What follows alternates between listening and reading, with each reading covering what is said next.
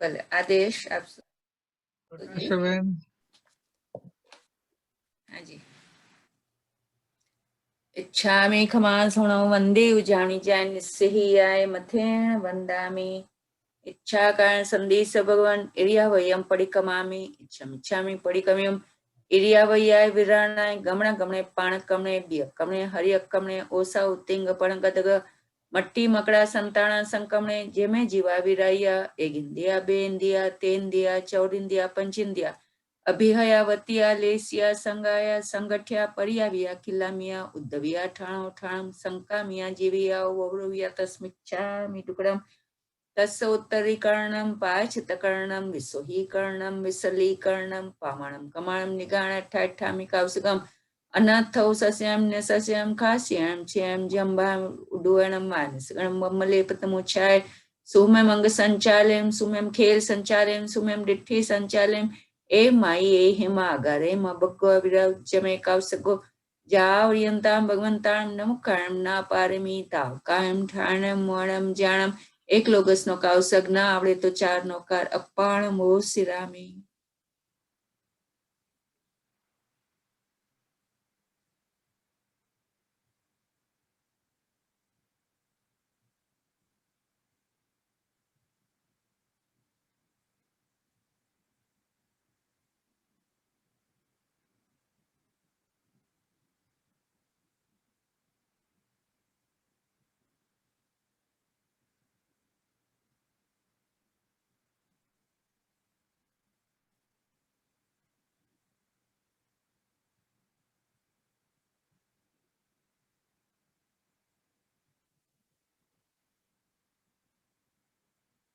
मोर्यंताणम लोगस उज्जोगरे धमतिथयरे जिने अरियंते कित्तेसम चौवी संपि केवली उत्सव मजियम च वंदे संभवम अभिनंदन च सुमयम च पम अपहम सुपासम जिनं च चंदपहम वंदे सुवीं च पुफदंतम सियल सिज्जन सवास पूजन च विमलमणं तंच जिणं दमं संतिं च वंदामि च मल्यं वंदे मणिस्वं नमि जिणं च वंदामि रत्नेमिं पासं तवद्दमाणं च एवं मया बीथुआ विहुय रमला पहिण जर्मणा 24 जमणा तिथय रामे पश्यन्तु कित्य वंदीय मैया जे लोगसोत्तमा सिद्धा अर्गुभुई लाभम समायवरम उत्तमम दिंतु चंदेसु निम्नराय चे स्वयं पासरा सागर व गंभीरा सिद्धा सिद्धिं मम दिशन्तु इच्छामि खमासुणो वंदे उजामि जा निस्सिहियाय मथेमि नमो हरियंताणं नमो सिद्धाणं नमो हरियाणं नमो वज्जाणं नमो लोय सभ्यसवणं एसो पंचनमकारो सब पापणासणो मंगलांच सवे संपरमम हवै मंगलम श्रुतसामक વિગત ઉઠો ત્યારે 3 નોકાર ગણી દેજો. જય જિનેન્દ્ર બધાને. જય જિનેન્દ્ર. આભાર રોશબેન. આભાર નહીં કહેવાનો. Thank you for giving. અમને તો કોઈ બહુ કોઈ પણ સારું આપે તો આપણે આભાર કહીએ જ ને.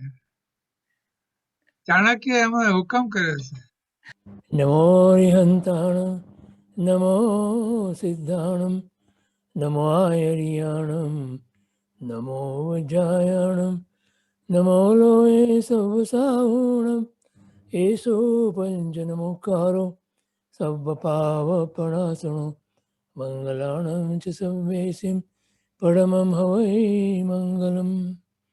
અજ્ઞાનતિમિરાંધાનાં ज्ञानाञ्जनशलाकया चक्षुरुन्मीलितं येन तस्मै श्रीगुरुवे नमः.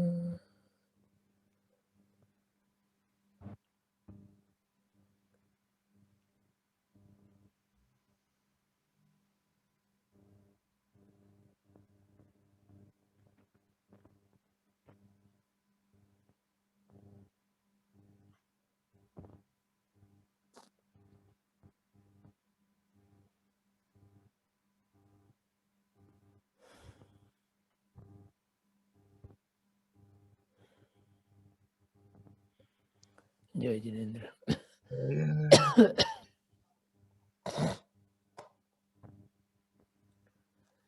આજે સોમવાર તારીખ 22મી માર્ચ 2021 પૂજ્ય મહોપાધ્યાય શ્રી યશોવિજયજી મહારાજ સાહેબ કૃત 8 દ્રષ્ટિની સજ્જાય અને વિવેચન છે પંડિત શ્રી ધીરુભાઈ મહેતાનું. I think we are on 137. પાન નંબર 37. 20 ગાથા પૂરી થઈ. જી.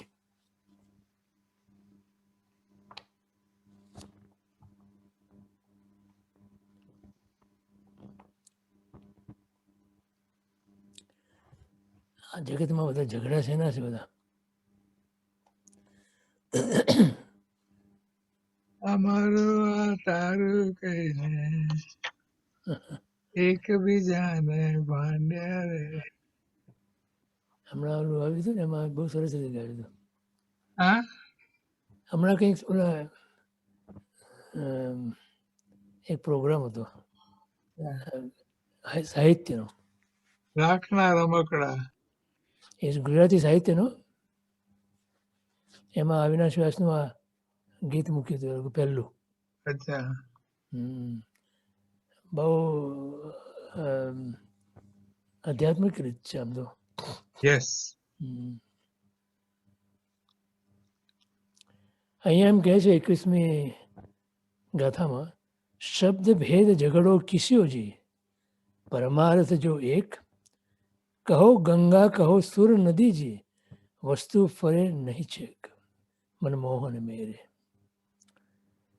જો પરમાર્થ એટલે વસ્તુ સ્થિતિ એક જ હોય તો શબ્દ ભેદનો ઝઘડો શું કામનો?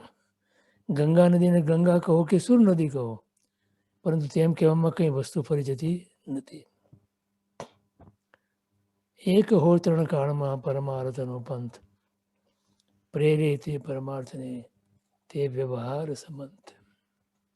જ્ઞાનીને કયો વ્યવહાર સંબંધ છે? તો કે જે અમને કંઈ વ્યવહાર સાથે નિસ્બત નથી, પણ એ વ્યવહાર જો પરમાર્થને એટલે આત્મ સ્વરૂપને પ્રાપ્તિ કરાવતો હોય તો એ વ્યવહાર અમારા માટે વ્યવહાર સંમત છે, કબૂલ છે અમને.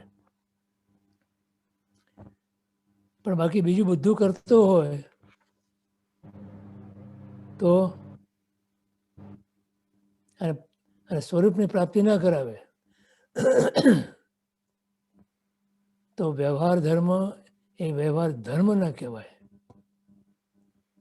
જો પરમાર્થ એક જ હોય છે, વસ્તુસ્થિતિ જો એક જ છે, તો નામ ભેદનો ઝઘડો શું કામનો? મહાત્મા પુરુષોને આવો ઝઘડો હોતો નથી. જ્ઞાનીઓને કોઈ ઝઘડો નથી હોતો. ઝઘડો બધા અજ્ઞાનીઓમાં છે.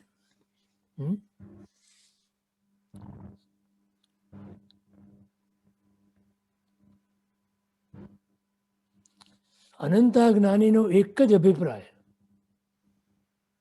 અને એક અજ્ઞાનીનો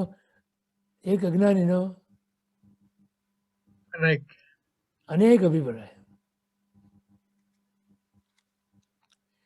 જેમ કે જે ગંગા નદી છે તેને કોઈ ગંગા નદી કહે કે કોઈ સુર નદી કહે, તો તેમ નામ ભેદ હોવા માત્રથી કંઈ વસ્તુ બદલાઈ જતી નથી.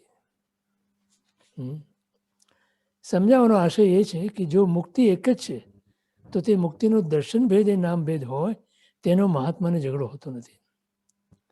જેમ આ જ મુક્તિને જુદા જુદા દર્શનકારો જુદા જુદા નામથી બોલાવે છે.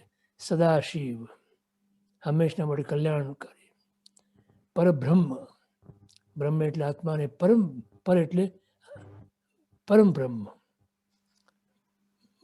સિદ્ધાત્મા ત્રીજું સિદ્ધાત્મા, અને તથાતા. તથાતા એ બૌદ્ધ ધર્મમાં આવે છે. આવા પ્રકારના ભિન્ન ભિન્ન નામો કહે છે. તેથી મુક્તિ તત્વમાં કંઈ તફાવત થતો નથી.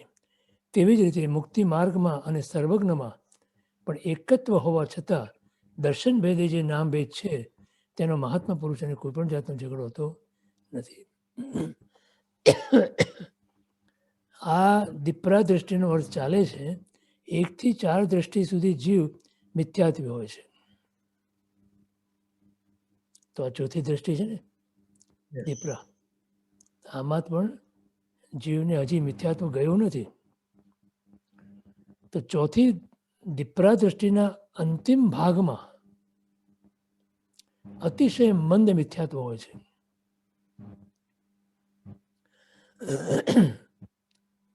પરંતુ સ્થિરાદિ પાંચમી દ્રષ્ટિથી જે સમ્યક્ત્વ ગુણ આવે છે તે આ ચોથી દ્રષ્ટિમાં હોતો નથી. તેથી વેદ્ય સંવેદ્ય પદ પણ દીપરા દ્રષ્ટિમાં હોતું નથી.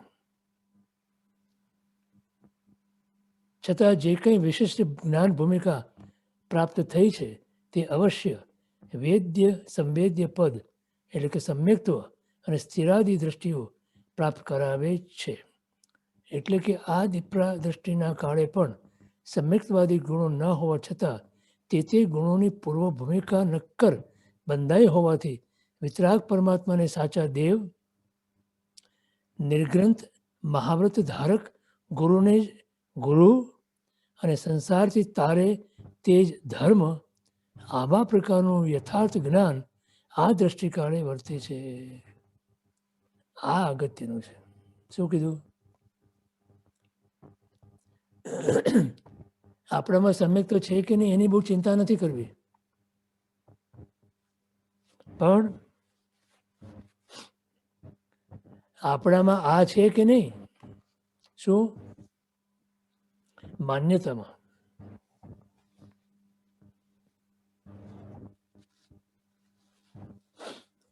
માન્યતામાં શું છે?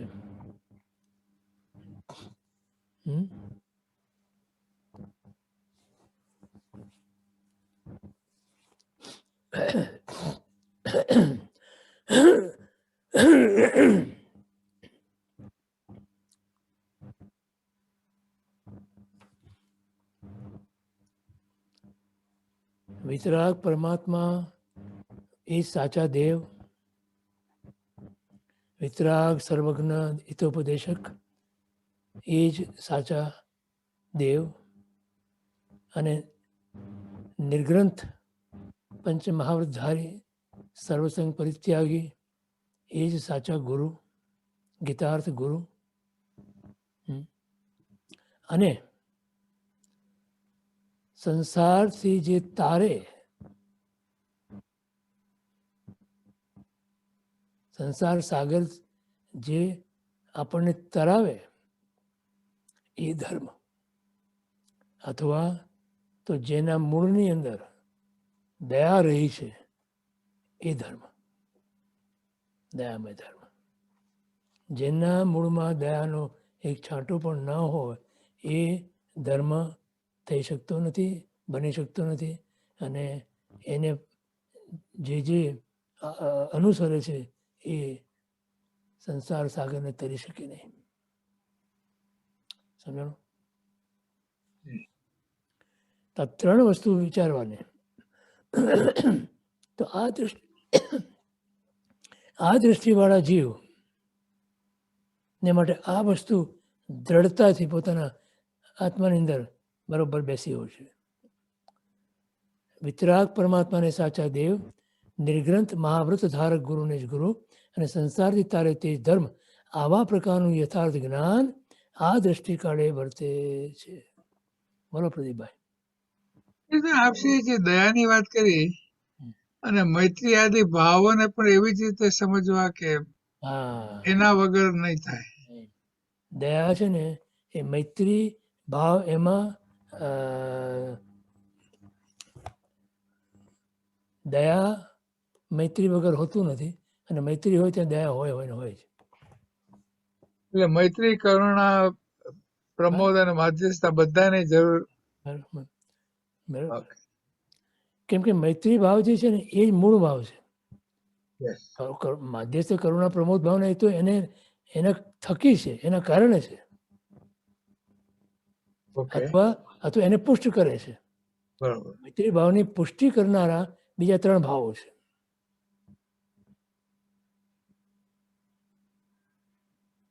અને બાકીના જે 12 ભાવનાઓ જે કીધી ને એ 12 ભાવનાઓના મૂળની અંદર તમે જુઓ તો મૈત્રી ભાવ જ છે.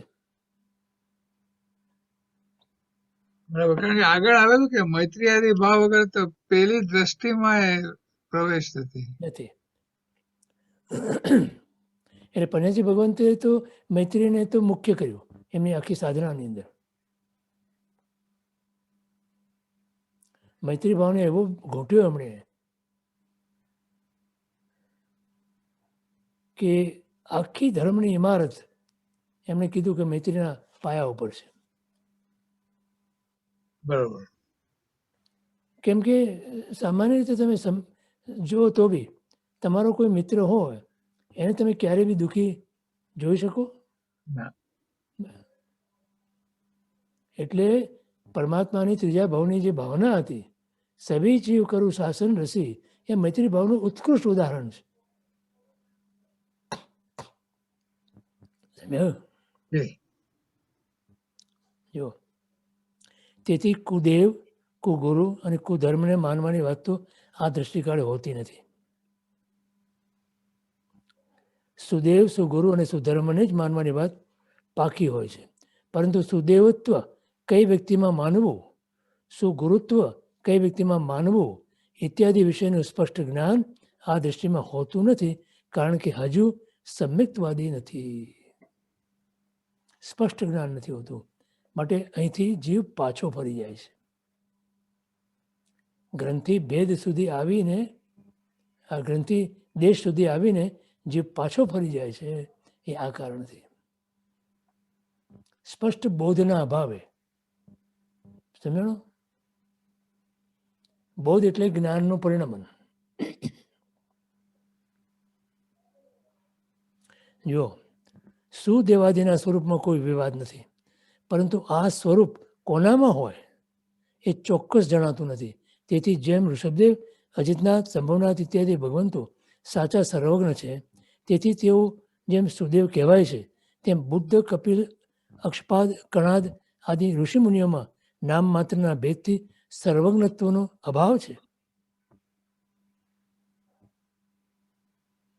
આ બધા સર્વજ્ઞ નથી. મહાપુરુષો ખરા, પણ સર્વજ્ઞ નહીં.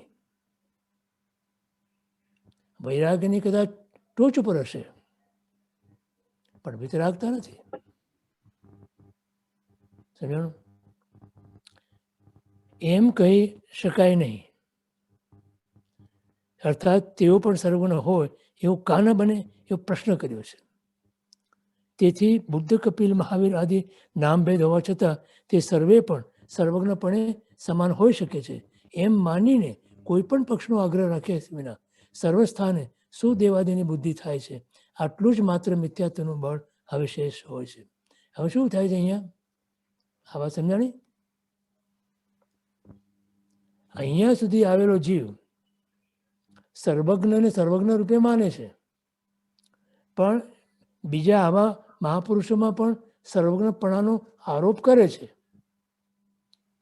કેમ કે હજી એને આ દ્રઢતા નથી આવી. પાંચમી દ્રષ્ટિની જે દ્રઢતા આવવી જોઈએ એ દ્રઢતા નથી અહીંયા. એટલે આવી હાલક ડોલક અવસ્થા આવી જાય છે એની. જ્યારે પાંચમી દ્રષ્ટિમાં તો સમ્યક્તની પ્રાપ્તિ કર્યા પછી તો સર્વજ્ઞ એટલે આ જ સર્વજ્ઞ, બીજું કોઈ સર્વજ્ઞ નહીં. ખ્યાલ આવે? આગ્રહ દશા ચાલી ગઈ છે. તેનું કારણ એ છે કે કુતર્ક કરવાની ભાવના નિવૃત્ત થઈ ગઈ છે. કુતર્ક વિનાની દશા જ મુમુક્ષુ આત્માઓને ઉપકારક બને છે. અને કુતર્કની અંદર હંમેશા આગ્રહ આવે આવે, અને આગ્રહ હોય ત્યાં કુતર્ક હોય જ. ઇનલોજિક. કદાગ્રહ એ એક પ્રકારનો ગ્રહ, ભૂત અથવા નુકસાન કરનારો ગ્રહ છે. તેથી કુતર્ક અને કુતર્કના કારણે થતો કદાગ્રહ આત્માર્થી મહાત્માઓએ ત્યજવો જ જોઈએ.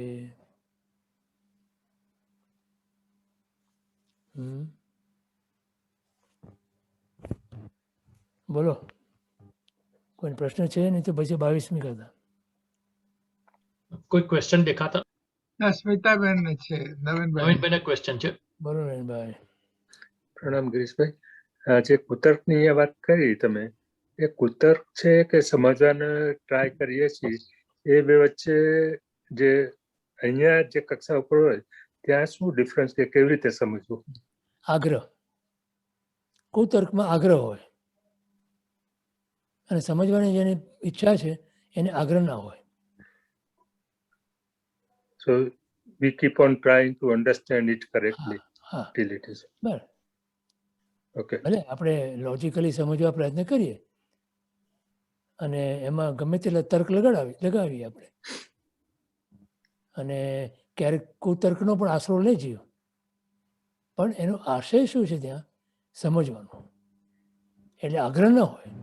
કોઈ ધારો કે સમજાવે ને કે ભાઈ આ તારો કુતર્ક છે, તો Mhm. તરત સ્વીકારે. માત્ર પણ સોરી, યા, પણ અત્યારે જે રીતે હમણાં આગળ હતું કે બુદ્ધ કે બધા એ સર્વજ્ઞ નથી, અને એ જે કક્ષા એ ડિફરન્સ સમજવાનું કેવી રીતે સમજવું? તો પછી હા, કે એ બુદ્ધ ધર્મ કે આ બધા ધર્મ છે એમાં કંઈક ને કંઈક અલગ છે, વાત ચોક્કસ છે. હા તો વી હા. એક્સેપ્ટ ધેટ કે હિંસાનું કે આ કે બધું જ પરિબળ છે એટલે શુદ્ધ ધર્મ નથી એમ સમજીને આપણે એનાથી પ્રભાવિત નહીં થવું એવી રીતે, ખોટી રીતે. એમનામાં રહેલા જે ગુણો છે, એટલા માટે મહોપાધ્યાયે એક જગ્યાએ લખ્યું છે કે અન્યમાં પણ રહેલા ગુણો જે પરમાત્માએ કહેલા ગુણોની જે વ્યાખ્યા છે એ પ્રમાણે એનામાં હોય તો આપણે એને નમસ્કાર કરવાના. બરાબર.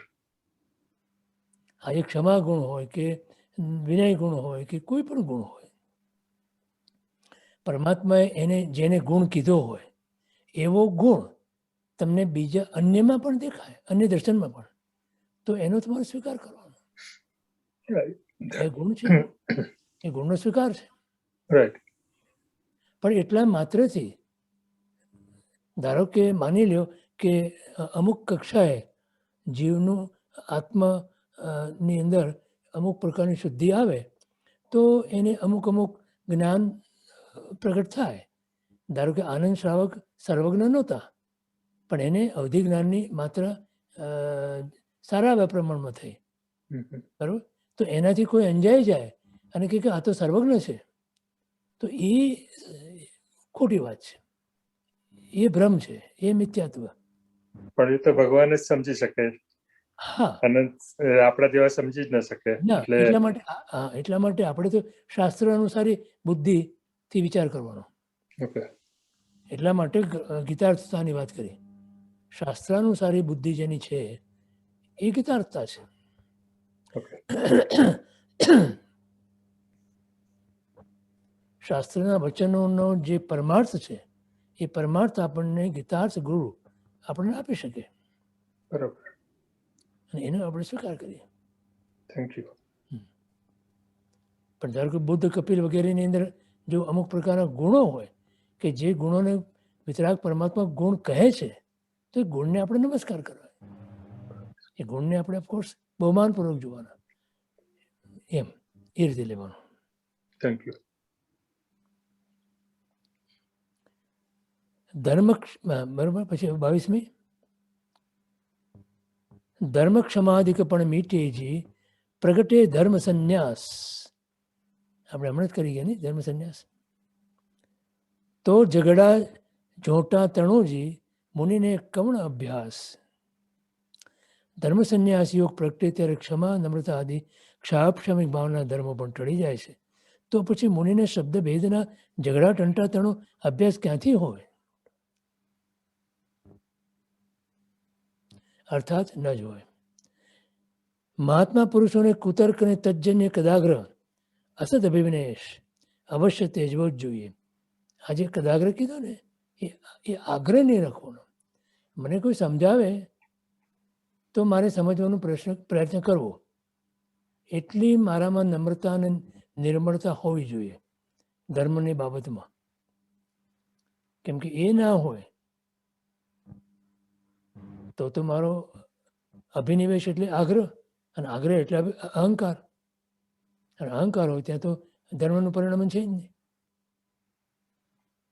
આ આમ જ છે, એ જ શબ્દ હોય જ નહીં, ત્યાં જકાર તો હોય જ નહીં. બરાબર? જો મહાત્મા પુરુષોએ કુતર્ક અને તજ્જન્ય કદાગ્રહ અસત અભિનિવેશ અવશ્ય તેજવો જ જોઈએ. આ વિષય પર યુક્તિપૂર્વક સમજણ આપે છે કે ચારિત્ર્ય મોહનીય કર્મના ક્ષોભક્ષમથી પ્રાપ્ત કરવા યોગ્ય અને ઘણા પુરુષાર્થથી પ્રાપ્ત કરેલ એવા ક્ષાયોપશમિક ભાવના, ક્ષમા, મૃદુતા, આર્જવતા અને સંતોષ આદિ ગુણો પણ ક્ષપક્ષણી કાળે ધર્મ સંન્યાસ યોગ આવે ત્યારે ત્યજવાના હોય છે. હવે જુઓ, એ ક્યારે એનો ત્યાગ કરવાનો છે? ક્ષપક્ષણીમાં. બરોબર? હવે જે વસ્તુ ક્ષપક્ષણીમાં ત્યાગ કરવાનો છે જેનો, એનો અત્યારથી આપણે ત્યાગ કરીએ તો ચાલે? ન ચાલે. બસ.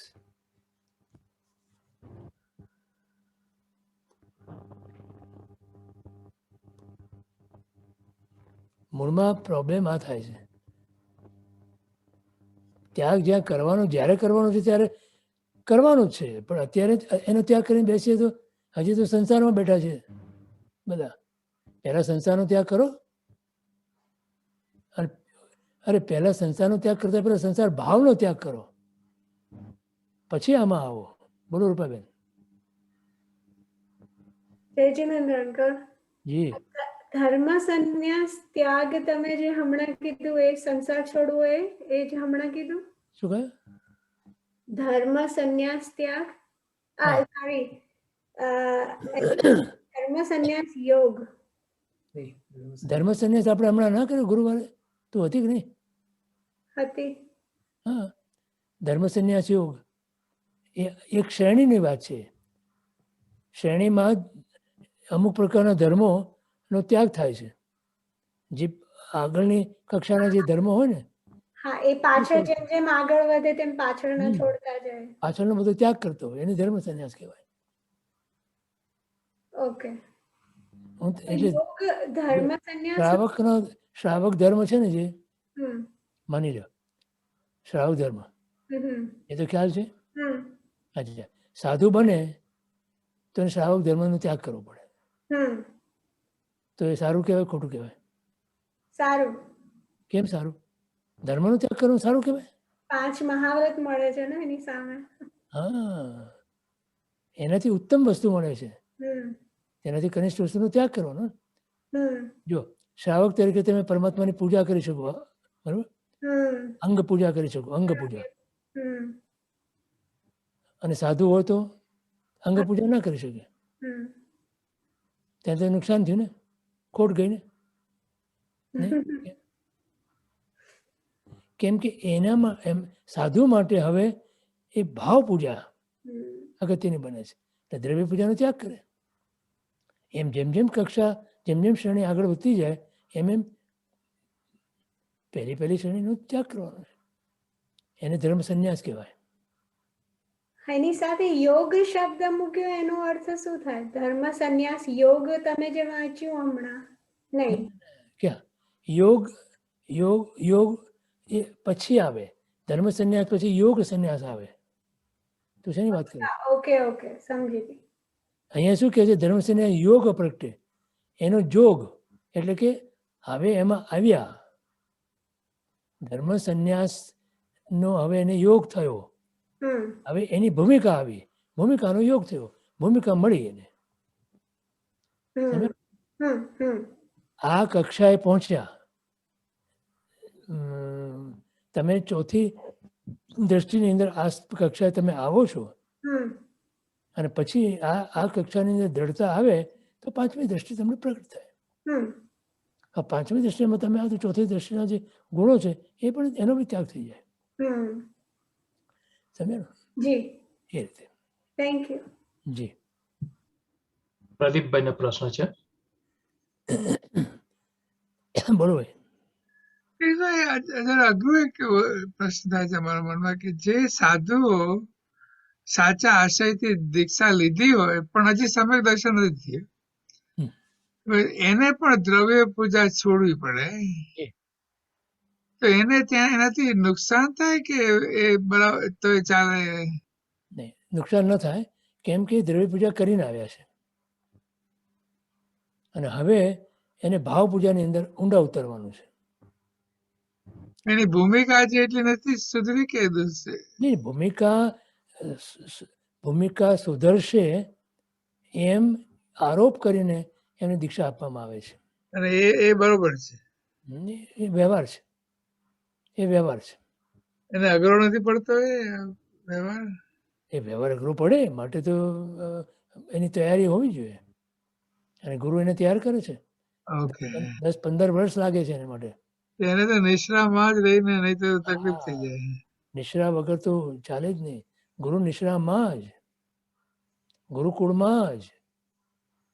તમને ખબર છે કે નવા સાધુ સાધ્વી હોય ને એને 10 થી 15 વર્ષ સુધી પોતાના ગુરુ કે પોતાની ગુરુની એની નિશ્રામાં જ સાધના કરવાની છે. કારણ કે એને તો હજી પૂજા કરવાનો ભાવ થવાનો સંભવ છે. જેવા ભગવાનને જોવે પૂજા કરવાનું બંધ થઈ જાય. રાઈટ. એ બધું જ ટાળીને ભાવ પૂજાની અંદર દ્રઢતા ગુરુ અને ગુરુની કરાવે એમને. સમજ્યા? બરોબર. એટલે સમ્યક તો સન્મુખ થયે ત્યારે દીક્ષા લે તો એ ઘણું સારું, પણ નહીં બહુ વહેલી લીધી તો ઘણો અભ્યાસ કરવો પડે. પણ એ સામાન્ય રીતે યોગ્ય જીવોને જ દીક્ષા અપાતી હોય છે સામાન્ય રીતે. પછી ક્યારેક કોઈ એવા અયોગ્ય જીવને પણ દીક્ષા અપાઈ જાય તો આવું સંકટ ઊભું થવાની શક્યતા ખરી. એટલે હું અયોગ્ય છે એમ નથી કહેતો, પણ ભૂમિકાની પહેલા. હા, એટલે ભૂમિકા એમ કહો.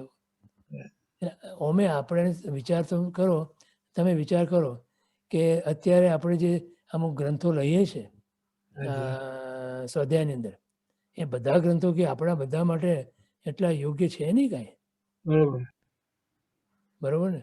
આ તો અમારા માટે ઉપચાર ચાલે તો એમના માટે પણ ચાલે. બરોબર છે. હા, તો પછી અને આપણે હજી એવી ભૂમિકાએ ન હોય છતાં પણ આપણે એ ભૂમિકા આવવા માટે આ ગ્રંથોનો અભ્યાસ કરીને એ ભૂમિકાએ પહોંચવાનું છે. તો એક વિચાર કે જે સમ્યક દર્શન વિના જે દીક્ષા લે એ ઘણા વિરલા છે. હા, તો વિરલા તો છે જ. તમને એક વ્યવહારુ દાખલો તમે કે આજે તમારે કોઈ અજાણ્યા પ્રદેશમાં જવાના હોય, આજકાલ બધા હમણાં તો ઘરે બેસી ગયા છે, પણ જેવું આ ખોલશે એટલે બધાને મન થશે ને. હાજી. બકેટ લિસ્ટ ખોલવા પડશે. Bucket list. એમાં આ દેશ મારાથી બહાર કઈ રહી ગયો, તો એ દેશનું બધી માહિતી ભેગી કરશે ને એ લોકો. હાજી. ઇન્ટરનેટ ઉપરથી, બુક્સ ઉપરથી, લાઇબ્રેરીમાંથી, જ્યાંથી મળે ત્યાંથી. કરે કે નહીં? હાજી. માહિતી હજી તો ગયા નથી ત્યાં, પણ જ્યાં જવાના ત્યાંની માહિતી બધી ભેગી કરે અને પછી જાય જ્યારે ત્યારે એને અનુભવમાં આવે. એમ અને આપણે આ બધી પુસ્તકો, બધા ગ્રંથો બધા આપણે જે સ્વાધ્યાય કરીએ છીએ હજી એ કક્ષા નથી આપણી કાંઈ, પણ એ કક્ષા આવશે ત્યારે આ બધા આપણને ઉપયોગી થશે એમ માનીને આપણે કરીએ છીએ. બરાબર? સમજાણું? સ્વાધ્યાયનો જે અંદર હાર્દ છે એ આ છે. સાધુ તો વ્રત લઈને બેસી જાય છે, એટલે એની કમિટમેન્ટ ઘણી વધારે છે. આમાં બી કમિટમેન્ટ હોવી જોઈએ, પણ હવે ક્યાંથી લાવી મારે. તમે કહ્યું એ આવે છે, આવશે આવે છે. આપણે નથી કહેતા આવશે ધીમે ધીમે આવશે. બસ એમ વિકાસ ચાલુ છે. એમ ગુરુ એમ સમજીને એને દીક્ષા આપે છે. બરોબર. ખ્યાલ? એટલે આપણને એના માટે ઘણો અભાવ થવો જોઈએ. આ બધા વિરલા જ છે. અને હું તો એમ કહું છું કે સ્વાધ્યાયમાં જે આવે છે બધા વિરલા જ છે. નહીં સમજાણું? હા, સમજાણું. હા, જ્યોતિબેન બોલો. પ્રણામ ગિરીશભાઈ. મને ખાલી એટલું જાણવું હતું કે જેમ દ્રવ્ય ભાવથી આપણે પૂજા કરતા હોય તો ભાવ પણ આપણે ભાવ રીતે કરવાની હોય પૂજા, તો એ સેમ રીતે જ યાદ કરતા હશે? ભાવ પૂજા સમજાય શું કે જેમ દ્રવ્ય પૂજા કરીએ એવી રીતે જ ભાવ પૂજા પણ થતી હશે પછી? ચૈત્યવંદન કરીને આપણે એ ભાવ પૂજા છે ને. ઓ, એ ભાવ પૂજા ગણાય. હા, કારણ કે અમે લોકો નથી કરતા એટલે મને ખ્યાલ નથી, એટલા માટે મેં પૂછ્યું. પરમાત્માની પૂજા કરીએ ને આપણે, જે પરમાત્માની પાસે સામે બેસીને જે કંઈ આપણે ચૈત્યવંદન અથવા સ્તુતિ કરીએ, બરાબર, સ્તવન બોલીએ, આ બધું ભાવ પૂજામાં આવે. ઓકે. એની વિધિ છે. હમ, મૂર્તિ પૂજક સંપ્રદાયની અંદર એના માટેની એક સ્પેશિયલ વિધિ છે. ઓકે, એટલે એ જ ભાવ પૂજા. એને ભાવ પૂજા કહેવાય. હા, અચ્છા, સોરી, મને ખ્યાલ નતો ને એટલે હા, અચ્છા. કાંઈ વાંધો નહીં, કાંઈ વાંધો નહીં. એના માટે તો આપણે અહીંયા એ બધું સમજવા માટે જ બેઠા છે ને આપણે. રાઈટ. આપણે સમજવું જ છે. બોલો. જય જી.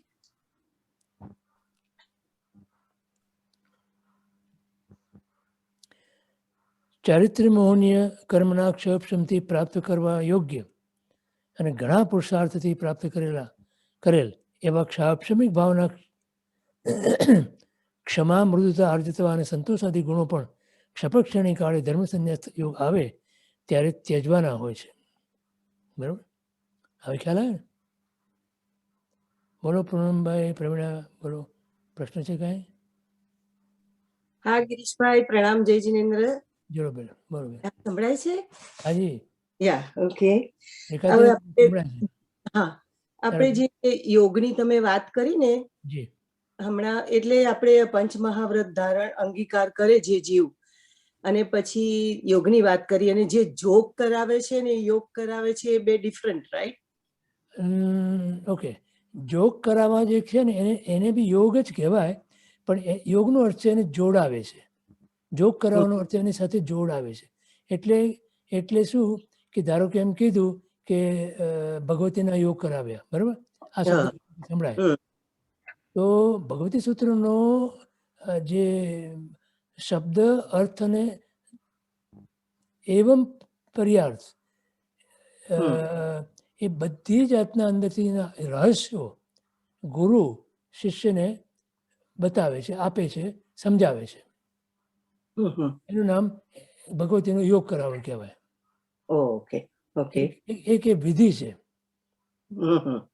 અને એ વિધિ વખતે બહુ અગત્યની એક વસ્તુ છે એમાં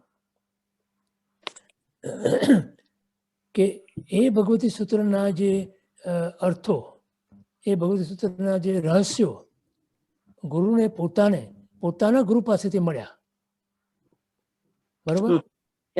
એમના ગુરુને એમના ગુરુ પાસેથી મળ્યા, એમ પરંપરાએ પરમાત્મા પાસેથી મળ્યા,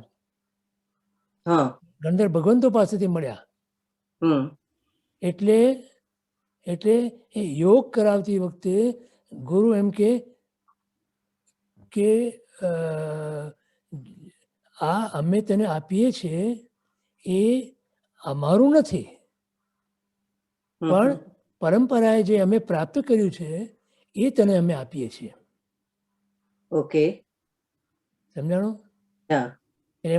એમાં આખી પરંપરા જે આપણી ગણધર ભગવંતોથી ચાલી આવી એ કલ્પસૂત્રમાં છે. આખી પરંપરા એ પરંપરાથી અમને જે પ્રાપ્ત થયું એ અમે તને આપીએ છીએ. એટલે અમારું આમાં ઘરનું કાંઈ નથી. એની ઓથેન્ટિસિટી ખ્યાલ ને? એની પ્રમાણિકતા આ છે. સમજાણું? એટલે ઉમાસુતી ભગવાને તત્વાર સૂત્રની પ્રસ્તુતિમાં લખ્યું છે. ભગવાનના નિર્વાણ પછી 500 વર્ષે થઈ ગયા. ઉમાસુતી ભગવાન એમણે તત્વાર સૂત્રની રચના કરી ત્યારે લખ્યું એ પ્રસ્તુતિમાં કે અમને પરમાત્મા પાસેથી આ જ્ઞાન પ્રાપ્ત થયું પરંપરાએ, ગુરુ પરંપરાએ, અને એ અમે તમને આપીએ છીએ. આમાં અમારું કાંઈ નથી.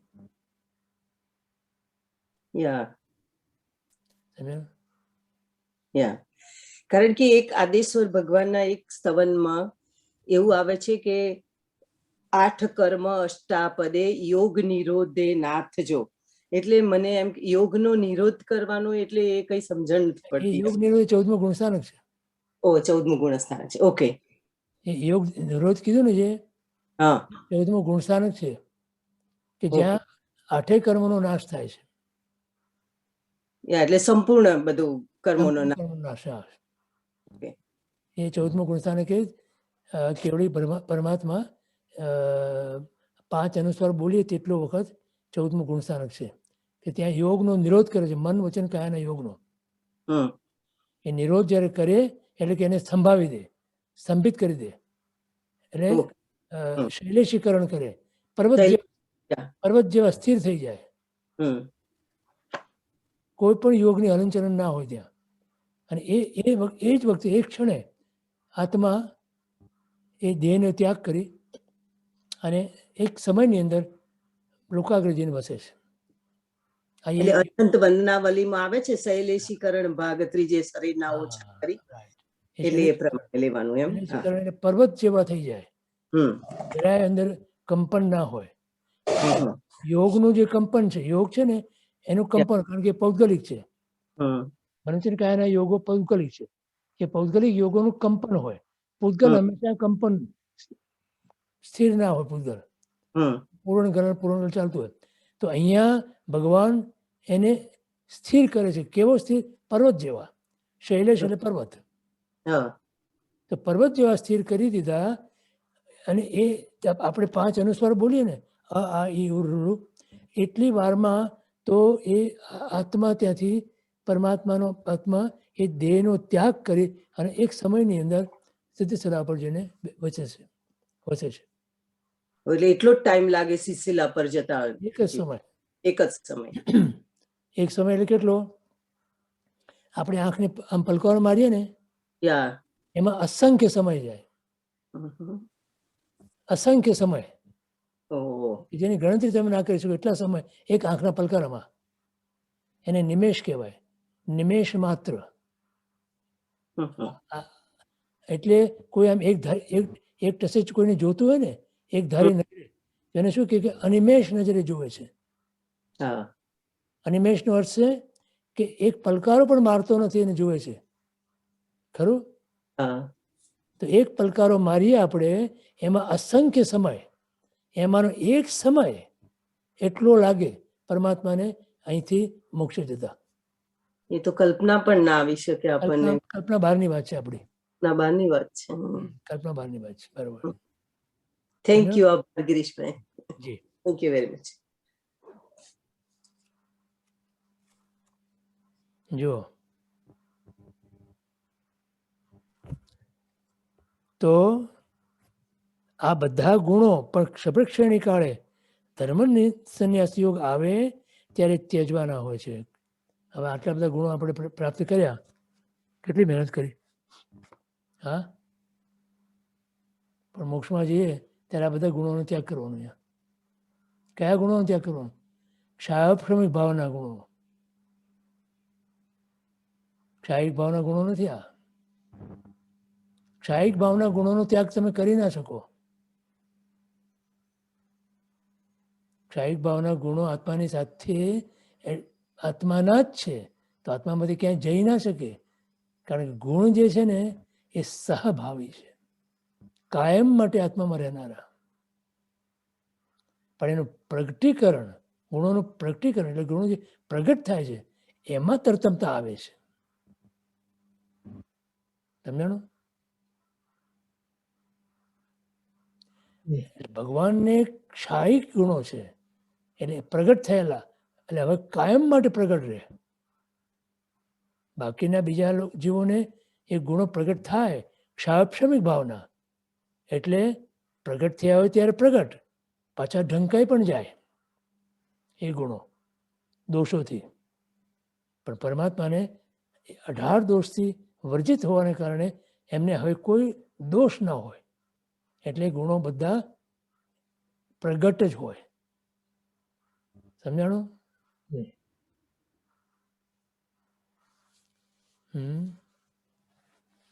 એટલું સમજાય એટલું સમજો.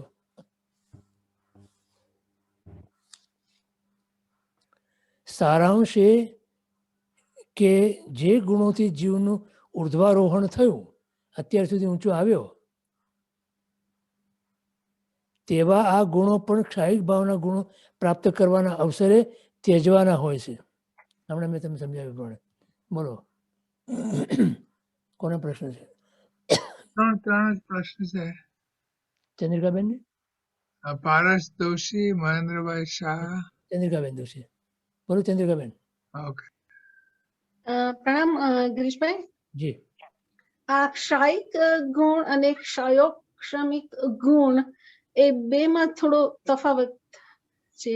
હા, થોડો ને ઘણો ઘણો તફાવત. ઘણો હા. એટલે ક્ષયોક્ષમિક ગુણો આવે અને જાય હાજી, અને ક્ષાયિક એટલે પરમેનન્ટ હોય જ. કર્મના ક્ષયોપક્ષમથી આવેલા ગુણો. ક્ષયોપક્ષમ એટલે શું? કંઈક ઉગાડા હોય ને કંઈક ઢંકાયેલા હોય, એને ક્ષયોપક્ષમિક કહેવાય. સમજી એના પર જે દોષનું આવરણ છે ને, માની લો કે ક્ષમા ગુણ છે, ખરું?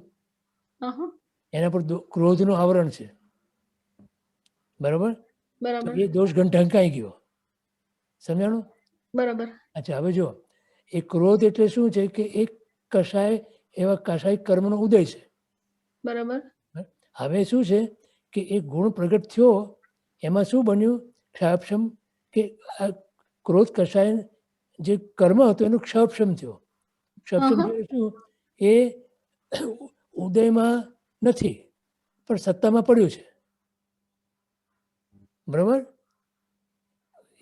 કષાયનું કર્મ, ક્રોધ કષાયનું કર્મ અત્યારે ઉદયમાં નથી, એટલે ક્ષમા ગુણ વર્તે છે જીવને. સમજાણું? પછી સત્તામાં પડ્યું છે, તો એ કર્મ જ્યારે ઉદયમાં આવે ત્યારે એ ગુણ ઢંકાઈ જાય. કેમ કે એ કર્મનો ક્ષય કરીને નથી આવ્યું, કર્મને માટે માત્ર દબાવીને આવ્યું છે. એને ક્ષયોપક્ષમ કહેવાય. સમજાણું? ક્યાં જતા રે બેન? ખ્યાલ આવ્યો કઈ ચંદ્રિકાબેન? ટેકનિકલ ડિફિકલ્ટી આવી છે. અચ્છા, મહેન્દ્રભાઈ, તો મહેન્દ્રભાઈ મહેન્દ્રભાઈ પણ હાથ નીચો કરી દીધો. અચ્છા, મને એક પ્રશ્ન છે સાહેબ. બોલો. આજે ગુણો, આજે છોડવાના જે છે મૃદુતા, આર્જવતા, સંતોષ, એનાથી એમ લાગે છે કે આ બધા મોટે ભાગે પરલક્ષી ગુણો છે, એવું છે? હા, એટલે પોતે સંસારનો વધુ ને વધુ ત્યાગ કરતો જાય છે આ જીવ, અને છેલ્લે પોતાનામાં જ ઠરવાનો છે. હા. અત્યારે શું છે કે આપણું જ્ઞાન જે છે ને એ હજી સ્વરૂપલક્ષી નથી બન્યું, રાઈટ. પરલક્ષી છે. અને એના પર કર્મના આવરણો છે, એટલે સંપૂર્ણપણે જ્ઞાનનું પ્રગટ નથી થયેલું. બરાબર. એટલે એને ક્ષયોપક્ષમ જ્ઞાન કહેવાય.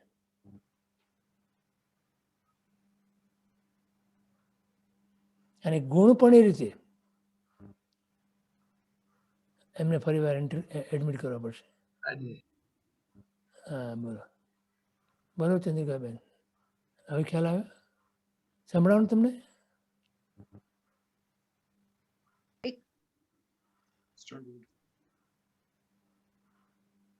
ચંદ્રિકાબેન, તમને તમારી સાથે વાત કરે છે ગિરીશભાઈ. હા બરાબર. મારે છે ને કોમ્પ્યુટરમાં જરા પ્રોબ્લેમ થઈ ગયો, sorry Girishbhai. So I am use my cell phone. મારું કોમ્પ્યુટરમાં, મારું લેપટોપમાં જરા પ્રોબ્લેમ થઈ ગયો. કઈ વાંધો નહીં, પણ તમને વાત સમજાણી મેં કીધી હતી? થોડુંક મારું મિસ થઈ ગયું કારણ કે આ મારા આમાં પ્રોબ્લેમ થઈ ગયો. અચ્છા, જો હું તમને સમજાવું. ક્ષયોપક્ષમિક ગુણો એટલે કે જે સત્તામાં પડેલા કર્મો જે છે એ અત્યારે ઉદયમાં નથી, અને એના કારણે અત્યારે ગુણ પ્રગટ છે. પણ એ ગુણ કેવો છે કે એના ઉપરના દોષને દબાઈને એના ગુણ પ્રગટ થયો છે. દોષ દબાયેલો છે, તો ગમે ત્યારે દોષ પાછો ઉદયમાં આવી શકે ત્યારે એ ગુણ જતો રહે. સમજો? દ્રષ્ટાંત તરીકે માની લો કે આજે તમારો ક્રોધ કશાયનો ઉદય નથી, દબાયેલો, બરાબર? અને તમે ક્ષમા ધારણ કરી છે. બરાબર. હવે એટલે તમે તમારો ક્ષમા ગુણ અત્યારે છે, અત્યારે પ્રગટ. હમ, હમ.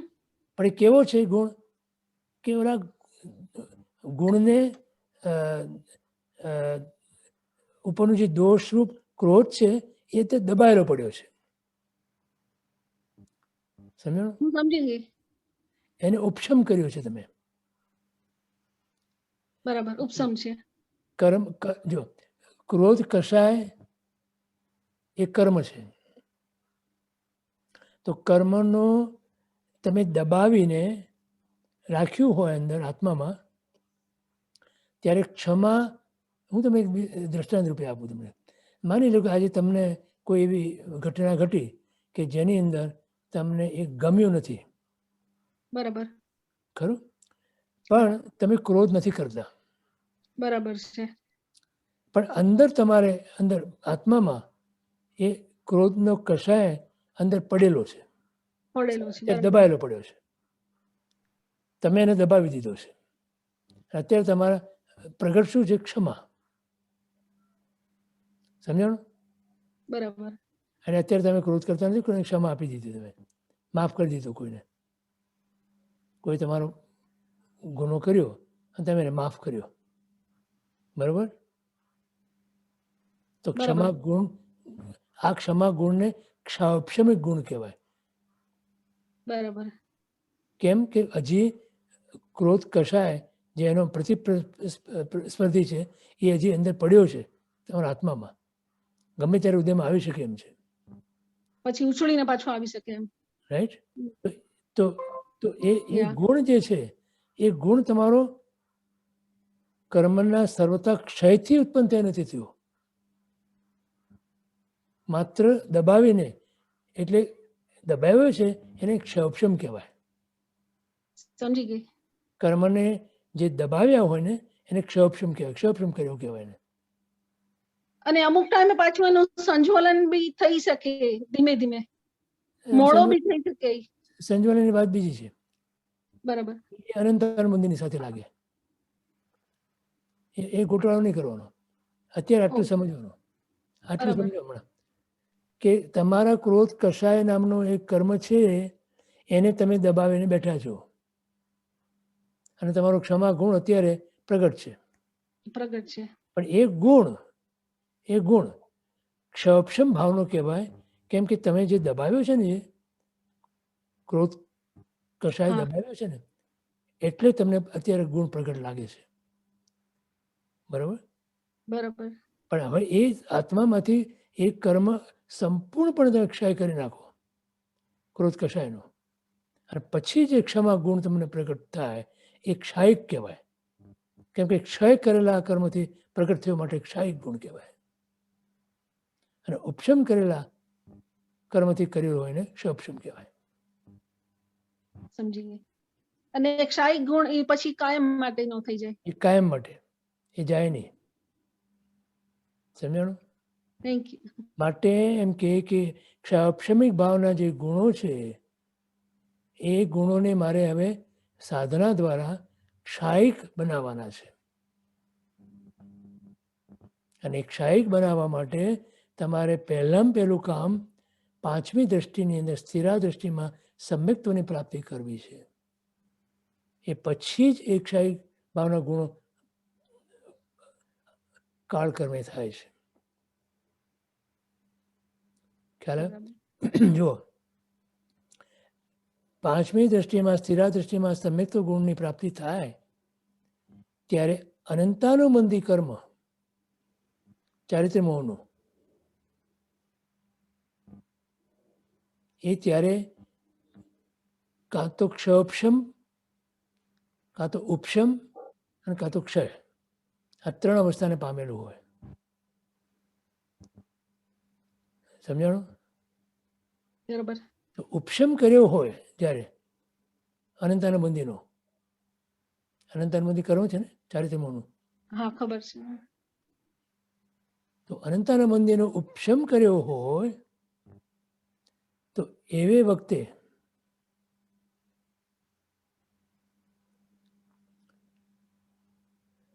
જે ગુણ પ્રગટ થાય એ સમ્યક્ત્વનું ચારિત્ર્ય મોહને ઉપશમ કરીને પ્રગટ થયેલો ગુણ કહેવાય એને. સમજી ગઈ. એટલે શું થાય કે એ વખતે અનંતાનુબંધી કર્મ જે છે એ પ્રત્યાખ્યાની કર્મ રૂપે, અપ્રત્યાખ્યાની કર્મ રૂપે ઉદયમાં આવી અને ભોગવાઈ જાય, ખરી જાય. અનંતાનુબંધીને સ્વરૂપે ના આવે, નહીં તો તમારો સમય તો હોમી જાય. સમજાણું? સમજાણું. જેટલું જેટલું તમે દબાવેલું હોય એ ક્યારેક ઉદયમાં આવી શકે, આવી શકે છે. પણ તમે એનો મૂળમાંથી ક્ષય કરી નાખો તો ફરી ક્યારેય બી ઉદયમાં ના આવે. એને ક્ષાયિક કહેવાય, પૂર્ણપણે ક્ષાયિક. સમજાણું. એ રીતે સમજો. Thank you.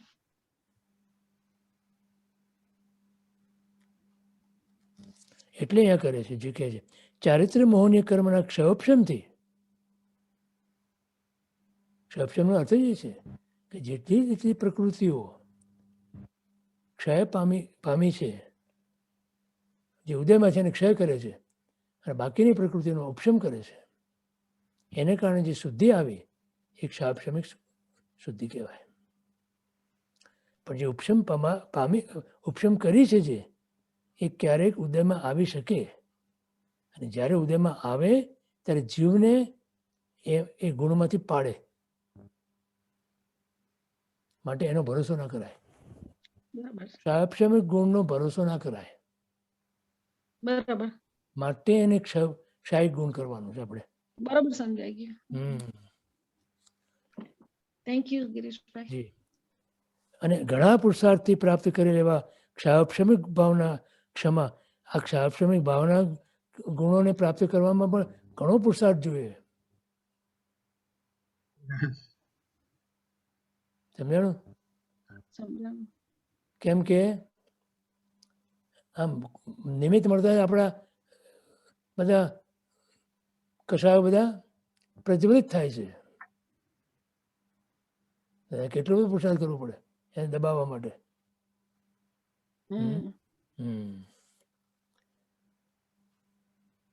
ક્ષપક શ્રેણી કાળે ધર્મ સંન્યાસ યોગ આવે ત્યારે ત્યજવાના હોય છે. એ ત્યજવાના કરતા ત્યજાઈ જાય છે. સારાંશ કે જે ગુણોથી જીવનું ઉર્ધ્વારોહણ થયું, જે ગુણોથી જીવ અહીંયા સુધી આવ્યો, પ્રગતિ કરીને એને આ ગુણોથી, ક્ષયોપશમ ભાવના ગુણોથી પ્રગતિ કરી. હવે એ જ ગુણોને અહીંયા છોડવાના છે. આ ભગવાનનો ન્યાય છે. તેવા આ ગુણો પણ ક્ષાયિક ભાવના ગુણો પ્રાપ્ત કરવાના અવસરે ત્યજવાના હોય છે. એટલે દ્રવ્ય પૂજા તમે કરતા હતા એ દ્રવ્ય પૂજા પણ સારી કહેવાય કે ખોટી કહેવાય? કયો મને? દ્રવ્ય પૂજા સારી કહેવાય ને આપણા માટે. પણ જ્યારે તમે સાધુ બનો ત્યારે એનો પણ તમારે ત્યાગ કરવો પડે. બોલે સારું કહેવાય ખોટું કહેવાય? હે રૂપાબેન બોલો. દ્રવ્ય પૂજા કરતા હતા એ તો સારું કહેવાય ને? ભગવાનની પૂજા કરી. તમારી ભાષામાં ઇટ ડિપેન્ડ્સ આઈ ગેસ. ક્યાં ઇટ ડિપેન્ડ્સ? બધી વાત છે ચોખ્ખી, દીવા જેવી ક્લિયર વાત છે. દ્રવ્ય પૂજા જે કરતા હતા એ સારી હતી ક્યારે? તમે શ્રાવક હતા ત્યારે, ગ્રસ્ત હતા ત્યારે. અને જેવા તમે સાધુ બન્યા તો એને પણ તમારે ત્યાગ કરવો પડે. તો સારાનો પણ ત્યાગ કરવાનો. એનાથી વધારે સારું મળે છે આગળ. હા, હવે તમારું એરિથમેટિક અને મેથેમેટિક કામ લાગ્યું. પગથિયું છોડવું પડે આગલા પગથિયા જવા માટે. હા, હવે બધું સમજાણું ભાઈ. તમને તો તરત સમજાવવું જોઈએ યાર. મને એક પ્રશ્ન હતો અંકલ. હે બોલો. બરોબર. ક્ષાયિક ગુણ જે કીધું હમણાં જે તમે સમજાવ્યું, હાજી. તો ક્ષાયિક કેવી રીતે થઈ શકે ગુણ? એના એના એના એ- એ ગુણ જેનાથી દબાયો છે એ દોષને તમે સંપૂર્ણતા તમારા અસ્તિત્વમાંથી એને ક્ષય કરી નાખો, એટલે ક્ષાયિક ગુણ. હમ જો ક્ષમા ગુણને તમારે ક્ષાયિક બનાવવો હોય તો એની પ્રતિસ્પર્ધી જે ક્રોધ છે, કષાય, એ તમારા અસ્તિત્વમાંથી એટલે તમારા આત્મામાંથી સંપૂર્ણપણે સર્વથા નાશ કરી નાખો તમે એને, તો તમે ક્ષાયિક થઈ ગયો ક્ષમા ગુણ. હમ ક્યારે થાય કયો આવે લોજિકલી ક્યારે થાય? 14 ગુણ સ્થાને. છેક છેલ્લે, હે? છેક છેલ્લે. 14 ગુણ સ્થાને. હા, બરાબર ને. વિતરાગ બને ત્યારે થાય ને, હમ 10મા ગુણસ્થાનના અંતે. ખરું? હમ એ રીતે સમજવાનું. હમ પણ અત્યારે તો આપણી પાસે ક્ષાયક્ષમી ગુણો નથી. રાઈટ. ક્ષાયિક ગુણની ક્યાં વાત કરવી? મૈત્રી ભાવના જ ફાંફા છે પછી. હે? મૈત્રી ભાવના જ ફાંફા છે. એને જ ફાંફા છે અત્યારે. સામાન્ય ગુણોના જ ફાંફા છે. ત્યાં બધા ઊંચા ઊંચા ગુણોની ક્યાં વાત કરવી? જરાક નિમિત્ત મળતાની સાથે તો આપણે ગુલાટ. બરાબર. Thank you. જી. તો પછી મુક્તિના નામ ભેદનો કે સર્વજ્ઞના નામ ભેદનો ઝઘડો ટંટો તો હોય જ છે. તેવી હલકી પ્રવૃત્તિ અને હલકી પરિણતિ આવા મહાત્મામાં શું હોય? અર્થાત ન જ હોય. મિથ્યાત્વ ગુણસ્થાને કે કોઈ પણ આહારાદી એક સંજ્ઞાના જોડે બીજી સંજ્ઞાના પરાભવ રૂપ ગુણો હોય છે.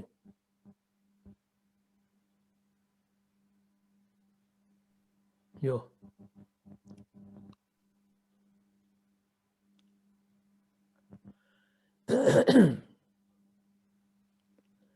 એક તમારી આહાર સંજ્ઞા જો પ્રબળ બને તો એની સાથે સાથે બીજી સંજ્ઞાઓ પણ પરાભવ પામે છે.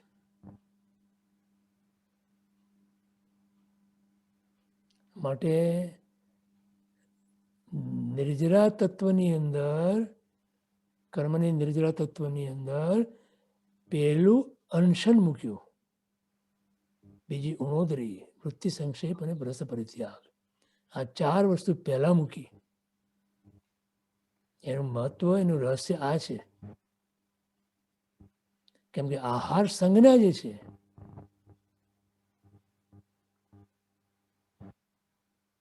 આપણામાં કહેવત છે ને, પેટ કરાવે વેઠ.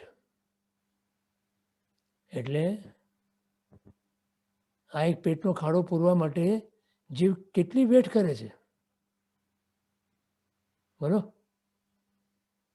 તો એ આહાર સંજ્ઞા અનાદિકાળની જીવને એવી વર્તે છે કે એના કારણે બીજા બધા પાપો એ કરે છે.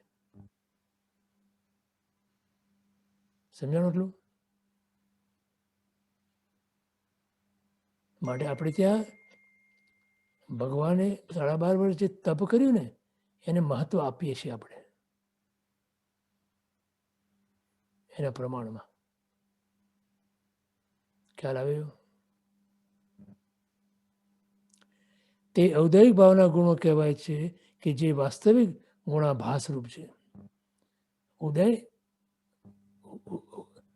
તમે આહાર સંજ્ઞાને જીતી, બરાબર, તો તમારામાં એક ગુણ આવ્યો સંજ્ઞાને જીતવાનો. તપ ગુણ આવ્યો ને. પણ એ ખરેખર તો ગુણનો આભાસ છે, વાસ્તવિક ગુણ નથી. કેમ કે એના કારણે બીજી સંજ્ઞાઓ પાછી પ્રબળ બને છે.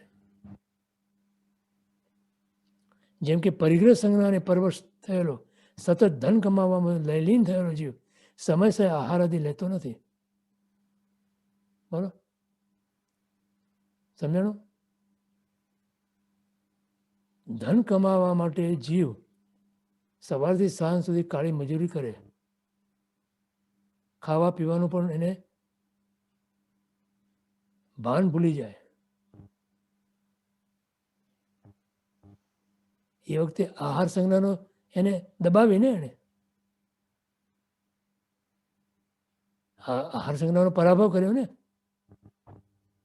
પણ બીજી સંજ્ઞા એટલી પ્રબળ બની, ખ્યાલ? તો પછી એ આહાર સંજ્ઞાને તોડી એમ કહેવાય? બોલો, આ વાત સમજાય છે કંઈક થોડી ઘણી?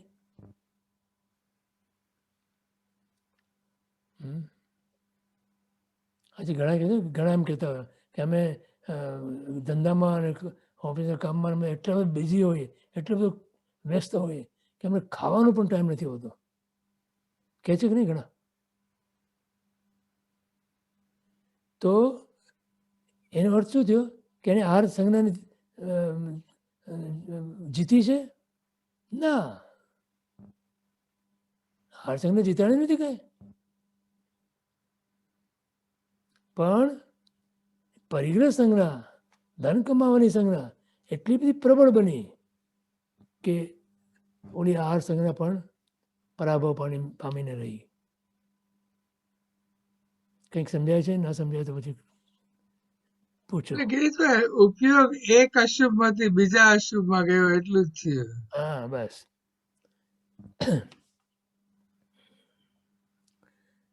ભૂખ્યો પણ રહે છે જીવ ત્યારે. મૈથુન સંજ્ઞાને પરવશ થયેલો જીવ લોકલજ્જા આદિના ભયો વિનાનો હોય છે, પરંતુ આ ગુણો તે કંઈક તારક ગુણો નથી. આ ગુણોથી કંઈ તમે સંસાર સાગર તરી ના શકો.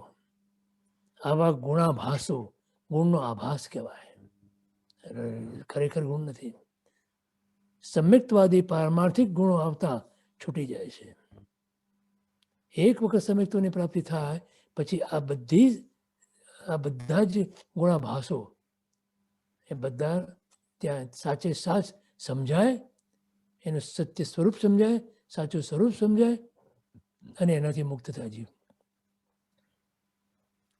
અને ચોથા ગુણટાણથી 8મા ગુણસ્થાનક સુધી ચારિત્ર્ય મોહની કર્મનો ક્ષયક્ષમ થવાથી ક્ષાપક્ષમિક ભાવના, ક્ષમા, માર્દવતા આદિ ગુણો આવે છે. હજી તો ક્ષયક્ષમ છે, ક્ષય નથી. ક્ષય તો 10મા ગુણસ્થાનકમાં થવાનો, તે ક્ષપક શ્રેણીમાં, ઉપક્ષેમ શ્રેણીમાં નહીં. ભલે શ્રેણી માંડી હોય. જે ગુણો આ આત્માને ઉપરના ગુણસ્થાનકે ચડાવે છે, આ ગુણો મોહની મંદતાથી આવેલા છે, એટલે અવશ્ય ઉપકારક છે. તો પણ સર્વથા મોહના ક્ષયથી આવનારા ક્ષાયિક ભાવના ગુણો આવવાનો જ્યારે અવસર આવે છે ત્યારે, એટલે કે ક્ષપક શ્રેણીમાં 9 થી 10 ગુણસ્થાનકે ધર્મ સંન્યાસ યોગ પ્રગટ થાય ત્યારે આ ક્ષયક્ષમ ભાવના ગુણો પણ ત્યજવાના છે. સમજાણો? ઉપરની દશા જ્યારે આવે ત્યારે નીચેની દશાનો ત્યાગ કરવાનો હોય છે.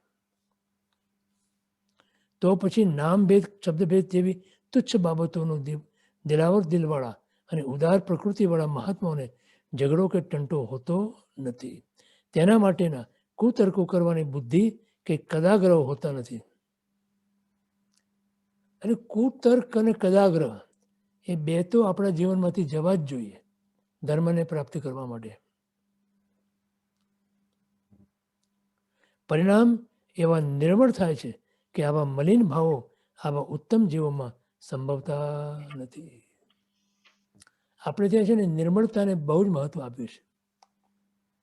નિર્મળતાનો અર્થ છે મલિનતા રહિતપણું, અને મલિનતા એક મોહની કર્મની જ છે. તો જેમ જેમ મોહની કર્મ ક્ષયક્ષમ પામે છે એમ એમ નિર્મળતા આવતી જાય છે. અને જ્યારે સંપૂર્ણપણે મોહની કર્મ જાય છે 10મા ગુણસ્થાનથી, ત્યારે સંપૂર્ણ નિર્મળ જીવ આત્મ થઈ જાય છે. અને માટે એને કેવળની પ્રાપ્તિ થાય છે.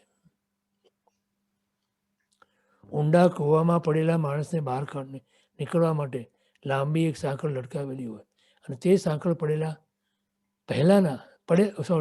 તે સાંકળ પડેલાના હાથમાં આવે, અર્થાત તે પડેલો જીવ સાંકળ પકડે તો જરૂર બહાર આવી શકે, પરંતુ તે સાંકળને માત્ર પકડી જ રાખે તો કદાપી ઉપર ન જ આવે. તેણે જેમ જેમ ઉપરનો સાંકળનો ભાગ પકડાતો જાય તેમ તેમ નીચેનો પકડેલો ભાગ છોડવો જ પડે, તો જ ઉપર આવે. અર્થાત નીચેનો ગમે તેવો મજબૂત પકડેલો ભાગ પણ ઉપરના ભાગના ગ્રહણ પછી છોડી જ દેવો જોઈએ.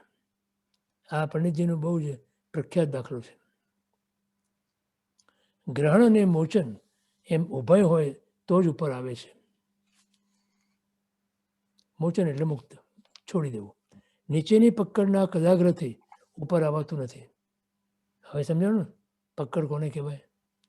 એવી જ રીતે આ આત્મા જેમ જેમ અધ્યાત્મ માર્ગમાં વિકાસ કરે છે તેમ તેમ કુત્સિત આગ્રહો, કુત્સિત એટલે ખરાબ, તેના કારણભૂત કુતર્કો, મિથ્યામતી, મિથ્યા પકડ છૂટતી જાય છે. તેથી મહાત્માઓને આવા કદાગ્રહો, ઝઘડા ટંટા કે કુતર્કો હોતા નથી. પ્રશ્ન છે પ્રદીપભાઈ તમારે? હા, ગિરીશભાઈ પ્રણામ. આજે સમ્યક દર્શનથી જ આટલી બધી ઘણી બધી વસ્તુઓ સવળી થઈ જાય છે. એનો વિચાર કરતા આવ્યું કે સમ્યક દર્શનનો અનુભવ તો વિધેયાત્મક હોવો જોઈએ, એટલે કે હું શું છું એનો અનુભવ થાય.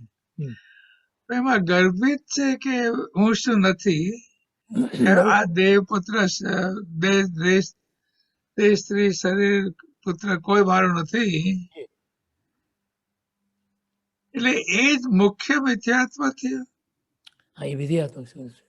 પણ આજે દેહ સ્ત્રી પુત્ર કોઈ મારું નથી, એ જે મારા છે માનવું એ જ મુખ્ય મિથ્યાત્વ છે. એ મિથ્યાત્વ છે ને.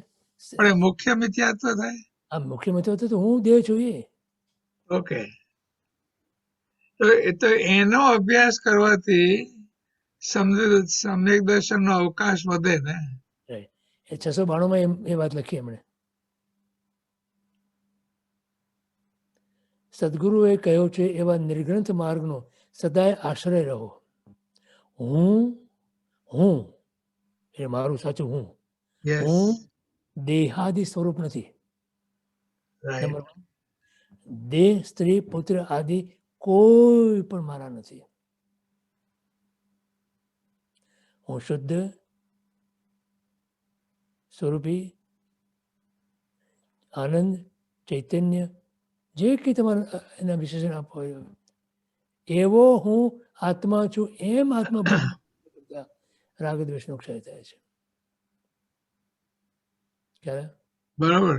એટલે મિથ્યાત્વના આમ તો પ્રકાર ઘણા છે, પણ આ દેહાધ્યાસને જો મુખ્ય કરી. મિથ્યાત્વના પ્રકાર ઘણા નથી. મિથ્યાત્વ એટલે એક જ, હું જે છું એને, હું જે છું એને ન માનવું. યસ. અને બીજું માનવું, હું બીજું કંઈક છું એવું સ્વીકારવું ને માનવું, એ મિથ્યાત્વ છે. પછી એને લગતા આ બધા આવી જાય. એટલે હું અને મારું. હા, એટલા માટે ત્યાં 5 વસ્તુ મૂકી: અહમ, મમત્વ, કર્તૃત્વ, ભોક્તૃત્વ અને જ્ઞાતૃત્વ. સમજાણું? હાજી. હું એ પહેલા નક્કી કરો, હું કોણ છું, મારું શું છે, હું શું કરી શકું, હું શું ભોગવી શકું અને હું શું જાણી શકું. આટલું સ્પષ્ટ થાય તો સમ્યક દર્શનની ભૂમિકા છે.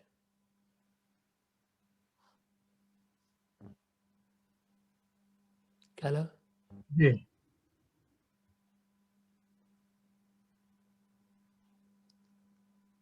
જે સ્વરૂપ છે તે અન્યથા થનાર નથી.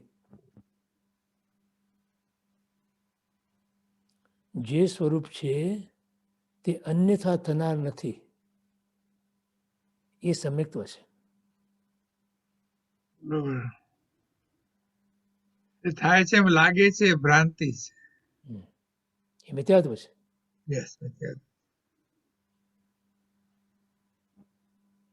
માટે ત્યાં આત્મસિદ્ધિની પહેલી જ કડીમાં કીધું, જે સ્વરૂપ સમજ્યા વિના પામ્યો દુઃખ અનંત. હું છું, હું ક્યારેય મીટવાનો નથી. આ જે છું છે ને, જે છું એમાં શ્રદ્ધા, એ વ્યવહાર સામે દર્શન છે. ખ્યાલ આવે? હાજી. જો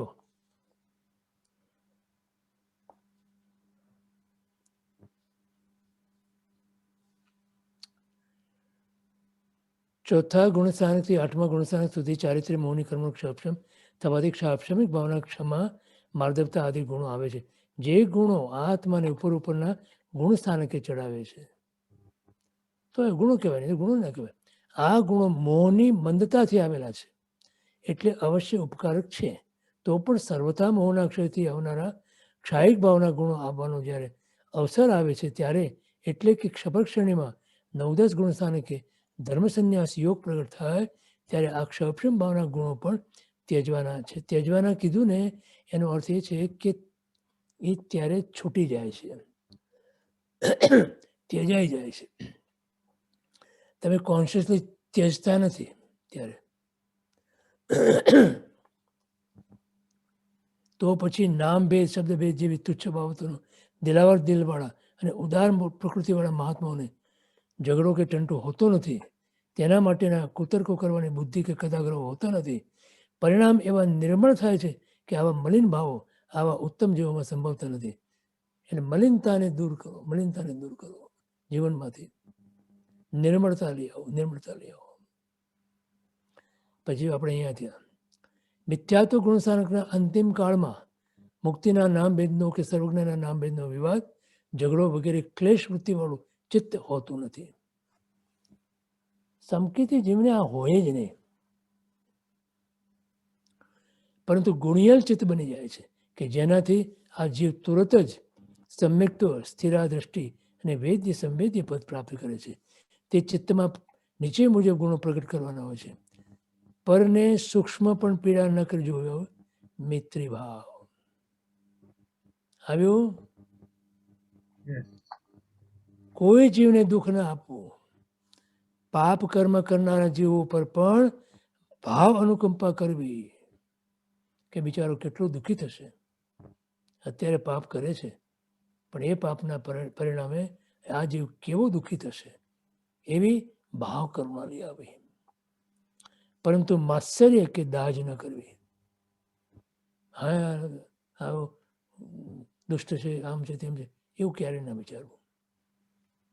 વડીલો, માતા પિતાથી સર્વ પરિવાર, દેવો, બ્રાહ્મણો, યતિઓ, તપસ્વી મહાત્માઓની પૂજા કરવી, તેઓ તરફ પૂજ્ય ભાવ રાખવો, હૈયાનું બહુમાન રાખી વિનય આદિમાં પ્રવર્તવું, આવા ગુણો ચિત્તમાં પ્રગટ કરવાના હોય છે. આ ભૂમિકા છે, પૂર્વ ભૂમિકા છે.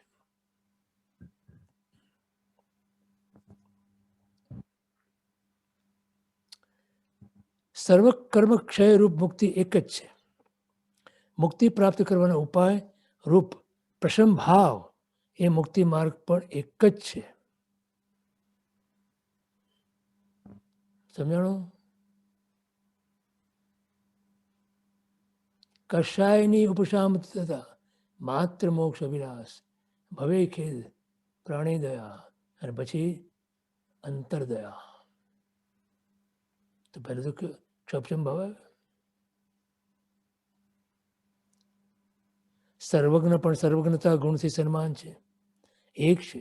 તેનામાં હીનાધિકતા કે તરતમતા હોતી નથી. જે સ્વરૂપ ઋષભદેવ ભગવાનનું છે એવું જ સ્વરૂપ મહાવીર ભગવાનનું, અને એવું જ સ્વરૂપ અત્યારે સિમંદર આદિ 20 તીર્થંકર પરમાત્માનું. બોલો.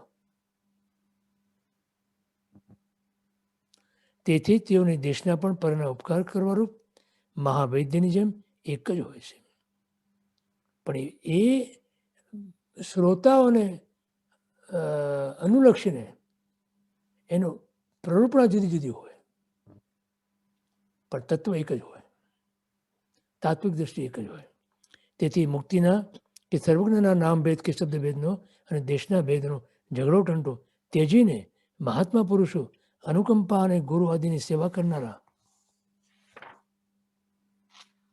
તથા પાપીઓ ઉપર પણ માત્સર્ય રહિત એટલે કે માધ્યસ્થતા વાળા થાય છે. માત્સર્યનો અર્થ છે ઈર્ષા. ગુણો પ્રાપ્ત કરવા તરફ જ તેઓની દ્રષ્ટિ હોય છે. તુચ્છ બાબતોનો ઝઘડો હોતો નથી. ઉદાર, ગંભીર, સત્યના ગવેષક અને ક્ષમાશીલ બની જાય છે. કારણ કે હવે મિથ્યાત્વ ગુણસ્થાનકનો અંત થવાની તૈયારીમાં છે. અને પછી આવે છે 23મી ગાથાની અંદર એનો ઉપસંહાર. અહીંયા કોઈને પ્રશ્ન છે અહીંયા સુધી? નહીં તો પછી દિલીપભાઈનો પ્રશ્ન છે. મને એક પ્રશ્ન છે, સાહેબ. બોલો. આમાં જે પેલી વાત આવે છે કે પરને સૂક્ષ્મ પણ પીડા ન કરવી, તો એ વિચાર છે કે એ કેમ એમ કે છે હંમેશા? કે તો એવો વિચાર આવે છે કે જ્યાં સુધી આ ન કરી શકો ત્યાં સુધી કોઈને કોઈ હિંસા ને કશાય હાજર હોવા ના જ. જી. એટલે આ જે કે છે પેલું નંબર 1 એ કશાયોને કમ્પ્લીટલી દૂર કરવાનો ઉપાય છે. ઉપાય છે. જી. આ ગજબ રચના છે. હમ. કનેક્શન બહુ ડીપ છે એમાં. માટે જ પન્યાજી ભગવંતે બહુ જ ભાર આપ્યો મૈત્રી ભાવના ઉપર. ખૂબ જ. તો કશાયને દૂર કરવાનો એ એક જ ભાગ છે એમ બેસિકલી. એક જ ઉપાય છે. એક જ ઉપાય છે. કારણ કે એ ન કરો ત્યાં સુધી હિંસા ને કશાય આવવા ના જ. કરેક્ટ. બરોબર. હાજી. હવે એનો ઉપસંહાર કરતા આ દ્રષ્ટિ અહીંયા હવે સમાપ્ત થશે. આ છેલ્લી ગાથા છે 23મી. દીપરા દ્રષ્ટિનો ઉપસંહાર કરતા જણાવે છે કે અભિનિવેશ સગડો ત્યજીજી ચાર લહી જેણે દ્રષ્ટિ તે લેશે હવે પાંચમીજી સુયશ અમૃત ઘન વૃષ્ટિ મનમોહન મેરે. જેણે પ્રથમની આ ચાર દ્રષ્ટિ પ્રાપ્ત કરી છે તે જીવ સગડો અભિનિવેશ એટલે આગ્રહ. મૂળમાં તો આગ્રહ તો ત્યજવાનો આપણે હંમેશા આ વાત આપણે કરીએ છીએ. કોઈ વસ્તુનો આગ્રહ નહીં. અજ્ઞાનીને આગ્રહ છે ન હોય. તમે કેવળ જ્ઞાન થાય ને ત્યારે બધા આગ્રહ કરજો. જાઓ, છૂટ છે તમને. જેણે પ્રથમની આ ચાર દ્રષ્ટિ પ્રાપ્ત કરી છે તે જે સગળો અભિનિવેશ તેજીને હવે પાંચમી દ્રષ્ટિ પ્રાપ્ત કરે છે કે જે દ્રષ્ટિ સારા યશરૂપી, આમાં યશો વિજયજી મારા સાહેબ મહોપદીજી પોતાનું નામ પણ મૂકી દીધું, અમૃતને આપવામાં મેઘ વર્ષા સમાન છે આ દ્રષ્ટિ. તો મિથ્યાત્વની અતિશય મંદતા થવાથી આ જીવ આ ચોથી દીપરા દ્રષ્ટિ પૂર્ણ કરીને પાંચમી સ્થિરા દ્રષ્ટિમાં પ્રવેશવાની તૈયારી કરે છે. એટલે અહીંયા શું બને છે કે જે અનંતાનુબંધી કક્ષાએ જે છે ને એ હવે સંજ્વલની કક્ષાના બન્યા અને મંદ મિથ્યાત્વી બન્યો. હવે મંદતમ મંદતમ બન્યો અને હવે એની ભૂમિકા થઈ સમ્યક્ત્વની પ્રાપ્તિ માટે. અનાદિકાળની ઓઘ દ્રષ્ટિમાંથી ચર્માવર્તમાં આવ્યા પછી ભવાભિનંદીપણાની જે દ્રષ્ટિ હતી તે બદલાતા બદલાતા ધર્માભિમુખ દ્રષ્ટિ થતાં થતાં મનના વિચારો, વાણી અને કાયાના આચારો બદલાતા જાય છે. હવે આખું એનું સ્વરૂપ બદલાઈ ગયું પોતાનું.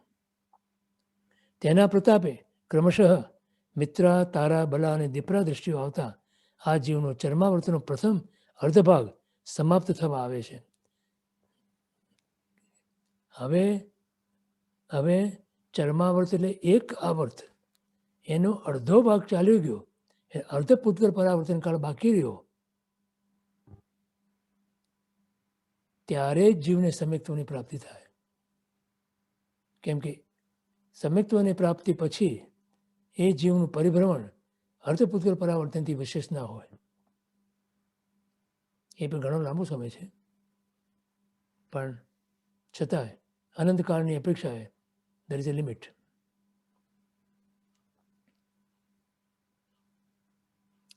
જેમાં ગાઢ મિથ્યાત્વમાંથી દ્વિરબંધક, સકૃત બંધક, અપુનર બંધક થયો માર્ગાભિમુખ માર્ગ પતિત અને માર્ગ અનુસારી થયો.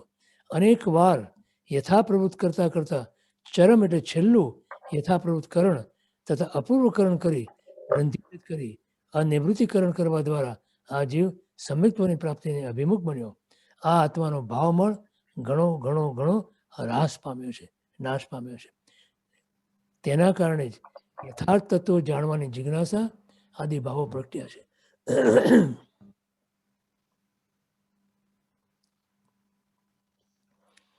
ખોટા તર્કો કુતર્કો કરી તત્વ ઉડાડવાની વૃત્તિ નષ્ટ થઈ ચૂકી છે. ખોટા તર્કો નહીં કરવાનો, જે વસ્તુ આપણા બસની નથી, આપણી અત્યારની ભૂમિકામાં નથી, એના માટેનો કોઈ તર્ક નહીં કરવો. અત્યારે આપણા માટે તો ચતુર્થ ગુણસ્થાનકની જ વાત, એથી આગળની વાત કરવી જ નહીં. કારણ કે એ ખોટી મહેનત છે, સમયનો દુરુપયોગ છે, ત્યાં શક્તિનો દુરુપયોગ છે, ત્યાં બુદ્ધિનો દુરુપયોગ છે. ત્યાં અત્યારે તો મારે એમ વિચારવાનું કે મને ચતુર્થ ગુણસ્થાનક, ચોથું ગુણસ્થાનક કેવી રીતે પ્રાપ્ત થાય, બીજું કાંઈ અત્યારે વિચારવાનું નહીં. અત્યારે પછી બાકીના ગુણસ્થાનકની વાત અત્યારે કરવી જ નહીં, કરવાની જ નહીં. કેમ કે એ અત્યારે કોઈ શક્યતા જ નથી એની આપણા માટે. આ ચતુર્થ ગુણસ્થાનક બી એટલું જ અઘરું છે, એટલું કપરું છે. અને એનો જે પુરુષાર્થ તમારે કરવાનો છે, એની જો મહેનત કરવાની છે. પહેલાં સંસારનો ત્યાગ કરો, સંસાર ભાવનો ત્યાગ કરો. સંસાર ત્યાગ નહીં, સંસાર ભાવનો ત્યાગ કરો પહેલાં. એ અઘરો છે તમારે. એનો ત્યાગ કરો અને પછી ગુણસ્થાનકની વાત કરો. પહેલા ગુણ પ્રાપ્ત કરો. ક્ષમા, માર્દવ, આર્જવ, સંતોષ. પહેલા જીવનમાં ક્ષમા ગુણ તો લઈ આવો. કષાયોને ઉપશાંત તો કરો. ક્ષમા, માર્દવ, સરળતા લઈ આવો જીવનમાં, સંતોષ લઈ આવો જીવનમાં, નમ્રતા લઈ આવો જીવનમાં. પહેલા આ પ્રથમ ભૂમિકા છે.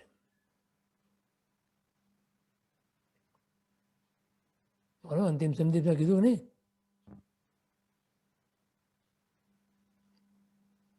સરળતા વગેરે એ પ્રથમ ભૂમિકા ધાર. આ પ્રથમ ભૂમિકાનું ઠેકાણું ના હોય, આપણે આગળની વાતો કરીએ, શું કામની? બોલો. જો આ ભાવમળ છે ને, જે સહજમળ, કે જેના કારણે કર્મ બંધાયા જ કરે છે, બંધાયા જ કરે છે, આવ્યા જ કરે છે ને બંધાયા કરે છે, એને ખતમ કરવાનો છે. તેના કારણે યથાર્થ તત્વો જાણવાની જિજ્ઞાસા આદિ ભાવો પ્રગટ્યા છે. ખોટા તર્કો કુતર્કો કરી તત્વ ઉડાડવાની વૃત્તિ નષ્ટ થઈ ચૂકી છે. આ આત્મા વડીલો પ્રત્યે નમ્ર વૃત્તિવાળો, ગુરુઓ પાસેથી કંઈક સાચું તત્વ મળવાનું છે એવી જિજ્ઞાસાવાળો અને પૂજ્ય બુદ્ધિવાળો બન્યો છે. આવા પ્રકારના આવેલા આ લૌકિક ગુણો લોકોત્તર એવા સમ્યક્ત્વાદી ગુણોની અપ્રાપ્તિનું અવંધ્ય કારણ બનવાના છે. પહેલાં લૌકિક ગુણો આવવા જોઈએ આપણા જીવનમાં, કેમ કે એ જ આપણને લોકોત્તર ગુણોની પ્રાપ્તિ કરાવશે. લૌકિક ગુણો જ્યાં ના હોય ત્યાં લોકોત્તર ગુણો કેવી રીતે આવી શકે ને ટકી શકે? જો સમજાણું કઈ? આવા પ્રકારના આવેલા આ લૌકિક ગુણો લોકોત્તર એવા સમ્યક્ત્વાદી ગુણોની પ્રાપ્તિનું અવંધ્ય કારણ બનવાના છે. કુતર્કો કરવાની બુદ્ધિ નષ્ટ થઈ હોવાથી અસદ અભિનિવેશ એટલે ખોટો આગ્રહ, મિથ્યા આગ્રહ, કદાગ્રહ આ આત્માએ સગળો ત્યજી દેવો છે. આગ્રહ, કદાગ્રહ, મિથ્યાગ્રહ આ બધું છોડવાનું છે. આ અસદ અભિનિવેશથી જીવ ભાવમાં ઘણો ભટક્યો છે. આ ભૂલ જીવને બરાબર સમજાય છે. હવે આપણને જે સમજાયું હોય તો આપણે સમ્યક તો સમ્યક બના કહેવાય, ન સમજાયું હોય તો હજી આપણે દિલ્હી બહુ દૂર રહે. આ રીતે શ્રેષ્ઠ પરિણતિવાળો બનવાથી દીપડા સુધીની 4 દ્રષ્ટિઓ આ જીવે પસાર કરી છે. હવે સ્થિરા નામની 5મી દ્રષ્ટિ પ્રાપ્ત થશે. તેના પ્રતાપે વેદ્ય સંવેદ્ય પદ આવવાથી સંસારથી અવશ્ય કાલાંતરે પણ તારે જ એવા સમ્યક્તવાદી લોકોત્તર ગુણો ટૂંક સમયમાં આવશે જ. સમજાણું? હવે આવનારી સ્થિરા નામની 5મી દ્રષ્ટિ કેવી છે તે જણાવે છે કે સુંદર કોટીના યશ સ્વરૂપ જે અમૃત છે તેની પ્રાપ્તિ કરાવવામાં મેઘની વર્ષાતુલ્ય આ દ્રષ્ટિ છે. આ દ્રષ્ટિની પ્રાપ્તિ રૂપ મેઘ વર્ષે એટલે ઉત્તમ કોટીના યશરૂપ અમૃતની પ્રાપ્તિ મુમુક્ષુ જીવને થાય જ. આ પ્રમાણે આ ચોથી દ્રષ્ટિ સમજાવી. હે મનમોહન, મનને મોહ પમાડનાર જિનેશ્વર પ્રભુ, તમારી વાણી ઘણી મીઠી છે, અમને અત્યંત સાકર જેવી મધુર લાગે છે. સુયશ શબ્દથી ગ્રંથકારે પોતાનું નામ જણાવ્યું છે એમ સમજવું. અને આ રીતે ચોથી દીપડા દ્રષ્ટિ સમાપ્ત થાય છે. અને આવતી વખતે આપણે 5મી દ્રષ્ટિ વિચારશું 144 પાના ઉપર. બરોબર? હાજી. ચાલો. સર્વમંગલ માંગલ્યમ સર્વ કલ્યાણ કારણમ પ્રધાનમ સર્વધર્માણમ જૈનમ જયતિ સહસ્રમ. સદગુરુ દેવ કી જય. મહાવીર સ્વામી ભગવાન કી જય. જય જય. કોઈને બધાને પ્રશ્ન મ્યુટ રહેવા વિનંતી, અને જેને ઉતાવળ હોય એ જ પહેલા હાથ ઊંચો કરજો. જી. કોઈથી આ ઊંચો ન થઈ શકતો હોય તો અનમ્યુટ કરજો, પણ બોલતા નહીં કાંઈ, તો અમને દેખાશે. જ્યોતિબેન, મહેશભાઈ. Jyotiben Shah from Chicago. જય જિનેન્દ્રબેન. ખૂબ ખૂબ ગિરીશભાઈ, શું કહું ખબર નથી પડતી. ખૂબ ખૂબ પ્રણામ, ખૂબ ખૂબ પ્રણામ. જેટલા કહું એટલા ઓછા છે. જય જય. બસ તમને એનાથી લાભ થાય એ જ. ખૂબ જય સુરેન્દ્ર. જી. મહેન્દ્રભાઈ શાહ. જયેન્દ્ર, મહેન્દ્રભાઈ, હર્ષિતાબેન. પ્રણામ ગિરીશભાઈ. જય જિનેન્દ્ર. જય જિનેન્દ્ર. જય જિનેન્દ્ર. હાજી. જય ગુરુ પ્રસાદ. સાતમ રેજો. જી. યોગેશભાઈ સૌરભબેન. જય જિનેન્દ્ર. યોગેશ, સૌરભ.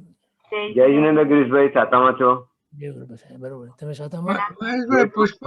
મહેશભાઈ, પુષ્પાબેન ને તેજસભાઈ ને બધાના ક્લાસ છે, તેમને પેલા લઈ લે. જરૂર. પુષ્પાબેન. દીનાબેન પણ એમાં આવી જાય હોય તો. દીનાબેન નથી આજે. ભલે. પુષ્પાબેન. જય જિનેન્દ્ર. મામી નીકળી ગયા છે મમ્મી. તેજસભાઈ. પુષ્પાબેન દેખાય છે. ગિરીશભાઈ સાચામાં છો? પગે લાગુ છું. હાજી. બરોબર છે. તમે બરોબર છો? હા, બરાબર છે. એકદમ સાતામાં રહેજો. હાજી. પાય લાગુ છું. જી. તેજસભાઈ. એ નીકળી ગયા હોય તો દેખાય નહીં તો વાંધો નહીં. એ અમે મોડા આવ્યા હતા એટલે બહુ. તેજસ અનમ્યુટ કરવા. સોરી અનમ્યુટ નહોતું થયું. એનીવેઝ ગિરીશભાઈ પગે લાગુ છું. જય જિનેન્દ્રભાઈ.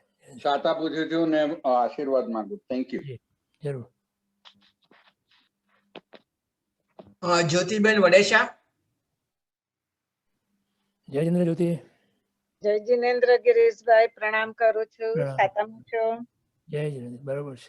ખૂબ જ વંદન કરું છું. આશીર્વાદ આપજો. જી. રૂપાબેન શ્રીધરભાઈ. મને જવું છે. જવું છે. જય જિનેન્દ્ર. રૂપા. કિશોરબેન લઈ લ્યો. તમે દેખાતા નથી બેન. ત્યાં ગાડી હું બીજે દિવસે વાંચું છું. તમારો વિડીયો બંધ છે.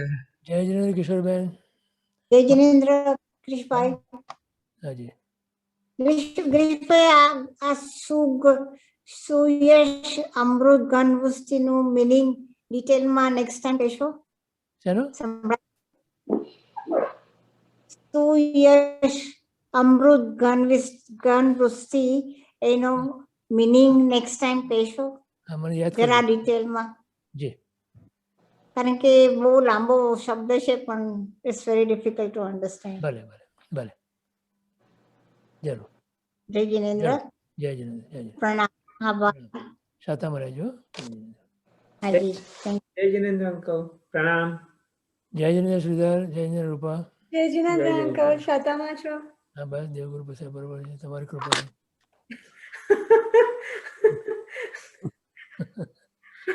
પગે લાગુ છું. શું આવે છે? તમે કહો છો એવું તો હસવું જ આવે. આનંદમાં છો, બહુ સારું છે. બસ સાતામાં રહેજો. પગે લાગુ છું. પ્રણામ. ઈલાબેન. જય જિનેન્દ્ર ઈલા. જય જિનેન્દ્ર ગિરીશભાઈ પગે લાગુ છું. જય જિનેન્દ્ર. શાતામાં હશો? હાજી દેવગુરુ પાસે આશીર્વાદ માંગુ છું. જરૂર. જય જિનેન્દ્ર. હર્ષુભાઈ આનંદીબેન. જય જિનેન્દ્ર આનંદી. જય જિનેન્દ્ર ગિરીશભાઈ પ્રણામ. પ્રણામ પ્રણામ. પૂનમભાઈ પ્રવીણાબેન. જય જિનેન્દ્ર પૂનમભાઈ. સાતામાં છો? જય જિનેન્દ્ર ગિરીશભાઈ પ્રણામ. ખૂબ ખૂબ અનુમોદના તમારી, ખૂબ ખૂબ અનુમોદના. તબિયત સાચવજો, સાતામાં રહેજો. રંજનબેન. પ્રણામ ગિરીશભાઈ. જય જિનેન્દ્ર પ્રણામ. પગે લાગુ છું. સાતામાં રહેજો. હેમેન્દ્રભાઈ રેખાબેન.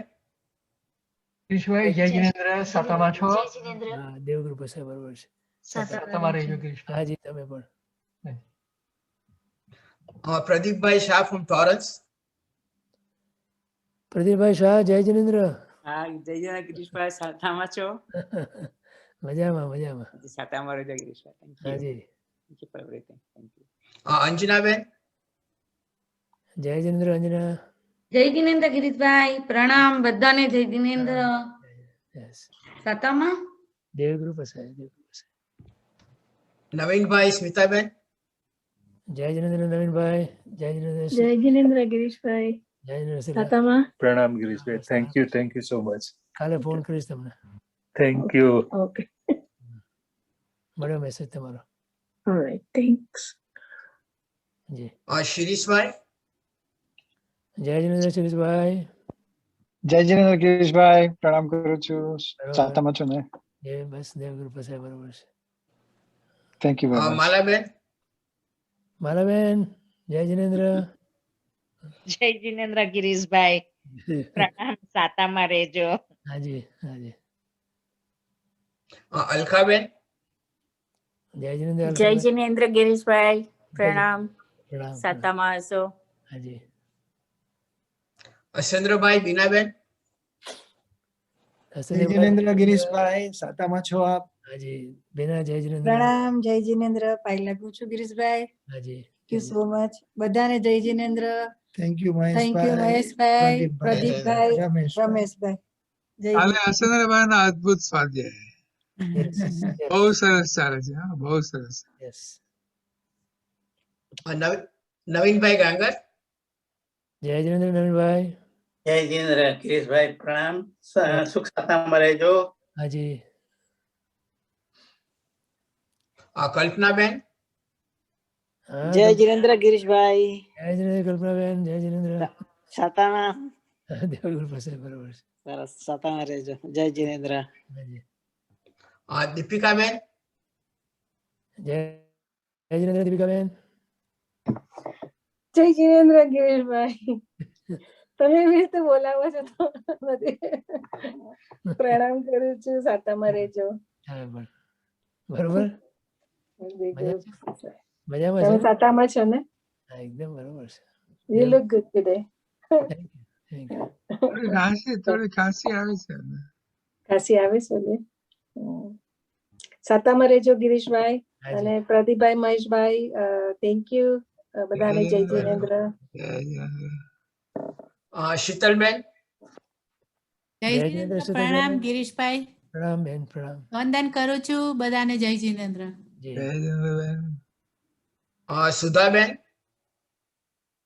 જય જિનેન્દ્ર સુધાબેન. જય જિનેન્દ્ર પ્રણામ. સાતામાં છો તમે? મારા દેવગુરુ પ્રસાદ બરોબર છે. તમે સ્વતામાં? આજે મારું ઇન્ટરનેટમાં પ્રોબ્લેમ હતા, ઘડીકમાં ફોનમાં કરું, ઘડીકમાં આઈપેડમાં કરું, કોમ્પ્યુટરમાં. બહુ બધાને સોરી મહેશભાઈ કે પ્રદીપભાઈ ડિસ્ટર્બ થયું હોય તો. અમને તો કઈ નજરમાં આવ્યું જ નહીં. એન્ડમાં વર્ક થયું કન્ટિન્યુઅસ. અચ્છા. સાતામાં રહે. હાજી. વીણાબેન. જય જીનેન્દ્ર ગિરીશભાઈ, પ્રણામ કરું છું. સાતામાં રહેજો. હાજી વીણાબેન. સર્વને પ્રણામ. પ્રણામ બેન. યોગીની બેન. જય જીનેન્દ્ર યોગીની. જય જીનેન્દ્ર ગિરીશભાઈ, જય બેન. પ્રણામ કરું છું. સર્વેને જય જીનેન્દ્ર. જય જીનેન્દ્ર બેન. ચેતનાબેન. પ્રણામ ગિરીશભાઈ. જય જીનેન્દ્ર. પગે લાગુ છું. અને સાતામાં રહેજો તમે. જી. Thanks for everything. ખૂબ ખૂબ આભાર. ઓકે. તો સાતામાં છે? હા, સારું છે. સારું છે ને? હવે સારું છે. Thank you. ઉર્વશીબેન. જય જીનેન્દ્ર ઉર્વશીબેન. જય જીનેન્દ્ર. આજકાલ તમે બીજા મૂડમાં લાગો છો. ચરણ સ્પર્શ ને પાયવંદન પૂરા ભાવથી સ્વીકારજો. જરૂર જરૂર જરૂર જરૂર. Why not. રમેશભાઈ. જય જીનેન્દ્ર ગિરીશભાઈ. જય જીનેન્દ્ર રમેશભાઈ. પ્રણામ. સાતામાં રહેજો. હાજી હાજી. ચંદ્રિકાબેન. ચંદ્રિકાબેન જય જીનેન્દ્ર. ગિરીશભાઈ સાતામાં રહેજો. આજે તમારો સ્વાધ્યાય બહુ સરસ હતો, એટલો બધો ગમ્યો છે આજનો સ્વાધ્યાય. મારે ફરીથી એને વાંચવું છે, ફરીથી સમજવું છે, પણ આજનો સ્વાધ્યાય ખૂબ જ સરસ હતો. બહુ જ મને આનંદ આવ્યો છે. ભલે ભલે. તમે કઈ ના સમજાય તો પ્રશ્ન કરજો, લખી રાખજો, મોકલજો મને. હા, આપણી વાણી પણ આટલી જ મીઠી છે. આજે જે સ્વાધ્યાય મેં લખ્યું તો આપણી વાણી પણ એટલી મીઠી અને મધુર છે. એટલો આનંદ થાય છે તમને સાંભળીને. ખૂબ ખૂબ આનંદ થાય છે. પ્રણામ. પ્રભુની વાણી સાંભળતા આનંદ થવો જ જોઈએ. ખૂબ ખૂબ. તમને જોઈને પણ એટલો આનંદ થાય છે. એકદમ ભાવથી પ્રણામ આપને. જી જી. પ્રદીપભાઈ શાહ નામિસ. આભાર ગિરીશભાઈ. સમજાવ્યું તે પદ નમો શ્રી સદગુરુ ભગવાન. અરે વાહ. એવો ભાવ આવે છે. અરે વાહ. અચ્છા અચ્છા. ચાલો સરસ. જય જીનેન્દ્ર સાહેબ. જય જીનેન્દ્રભાઈ. જય જીનેન્દ્ર ગિરીશભાઈ. મહેશભાઈ થેન્ક યુ. જય જીનેન્દ્ર. જય જીનેન્દ્ર સાહેબ. થેન્ક યુ પ્રદીપભાઈ, મહેશભાઈ, રમેશભાઈ, બધાને thank you. Welcome. Thank you ત્રિપુટી બધાને. Thank you. જય જીનેન્દ્ર. જય જીનેન્દ્ર બધાને. જય જીનેન્દ્ર. બધાને ખૂબ આભાર. જય જીનેન્દ્ર. જય જીનેન્દ્ર અગેન. જય જીનેન્દ્ર. ગિરીશભાઈ, નેક્સ્ટ ટાઈમ તમે થોડુંક સાહિક સમકીતીનું સમજાવશો વધારે. ઓકે. આ છે એની સાથે જ કનેક્શન છે એટલે થોડું વધારે સમજવું છે. ભલે ભલે ભલે ભલે. સોરી. Okay, thank you. મને યાદ કરાવવાનું. ઓકે, કરાવીશું. ટેક્સ્ટ મેસેજ કરી દઈશ તમને. અથવા અહીંયા ઝૂમ વધારે યાદ કરાવી દેવાનું. યા ઓકે, ઠીક છે. કારણ કે હું જરા ભૂલો કરું છું, મને બહુ યાદ નથી. હા, તમે એ વાતમાં માલ નથી. એ પ્રયોજન બહુ યાદ રાખે. ચાલ. Thank you. સાતામાં રહેજો. હા, પછી આપણે ગિરીશભાઈ ને આશીર્વાદ લઈએ ને રજા લઈએ. જરૂર. જય. ખૂબ જ જરૂર છે આશીર્વાદની. બધાને જરૂર છે. એમના આશીર્વાદ આપણી પર છે જ. આપણે બધા કવચ પહેરીને બેસી જઈએ છીએ. પછી સાચી વાત છે. સાચી વાત કરી પ્રદીપભાઈ. એ તો આપણે બધાની વાત કરી દીધી. મેન શું કીધું મેં સાંભળ્યું ને. બધા કવચ પહેરીને જ બેસી ગયા છે. એટલે તમારી કૃપા તો હંમેશા હોય જ છે, પણ અમે બધા કવચ પહેરીને બેસી જઈએ પછી શું થાય? એટલે બધાને ચડતું નથી જલ્દી. તમે તો હમણાં કવચ પહેરીને બેઠા છો. બધા રૂડા જેવો છે. દરવાજો બંધ છે. ના ના બધા રૂડા જેવો છે. એ ભદ્રંકર વિજયના શબ્દો હતા કે પ્રભુની કૃપા તો હંમેશા વર્ષે જ છે. વરસથી જ છે હે. પણ આપણે બધા કવચમાં કવચ પહેરીને ઢંકાઈ આજની જઈએ. ભાષામાં કહું તો કોઈ એક ક્ષણ નથી, એવી કોઈ ક્ષણાર્થ નથી કે જ્યાં પ્રભુની કૃપા વરસતી ના હોય. બરોબર. બસ આપણે ઝીલીએ ને બસ એવી આપણી ક્ષમતા થાય એવી પ્રભુને પ્રાર્થના કરવાની. તમારા આશીર્વાદ મળશે એટલે થશે. બસ તમે આશીર્વાદ આપો. ના બરોબર છે, બરોબર છે, બરોબર છે બેન. પ્રભુના કૃપાના ધોધની અંદર આપણે બસ અંદર ડૂબી જવાનું છે. યસ. એ ગુરુદેવ પણ એમાં કે અમે તો તૈયાર જ છીએ, તમે તૈયાર છો. પ્રભુ તૈયાર છે, ગુરુ તૈયાર છે. Are you ready? અમારી વાર છે. આપણે પછી એમ કહીએ કે સાહેબ હું જયારે મોડું થઈને આવું છું. આપણામાં કહેવાય છે ને લક્ષ્મી ચાંદલો કરવા આવે અને આપણે કહીએ કે હમણાં ચાંદલો ના કર ત્યારે હું મોડું થઈને આવું છું. લક્ષ્મી કહે તું મોડા જેવું જાય મારે એટલો ટાઈમ નથી મારી પાસે. એ તો મોક્ષ ની બસ ચૂકી જવાય, ચૂકી જ જાય છે. અનાધિકાળથી ચૂકતા આવ્યા છે, હવે નથી ચૂકવાની. સંકલ્પ તો કરો કે હવે નથી ચૂકવું મારે. આટલો યોગ મળ્યો છે, પ્રાપ્ત થયો છે. It's just unbelievable. માની ન શકે એટલો યોગ છે આ. અત્યારે એને વિચાર કરતા મને જણજણાટી થાય છે, ધ્રુજી ભાઈ છે. આપણને પરફેક્ટ સાયન્સ મળી છે, એકદમ પરફેક્ટ. કેવાનું સર્વજ્ઞ જ કહી શકે, આપી શકે. કરેક્ટ, સાચી વાત છે. તમે રજા લઈએ સાહેબ? જી આવજો. બંધ કરવાનું યુટ્યુબ. જય જિનેન્દ્રબેન. ખૂબ અનુમોદના. જય જિનેન્દ્ર. જય જિનેન્દ્ર.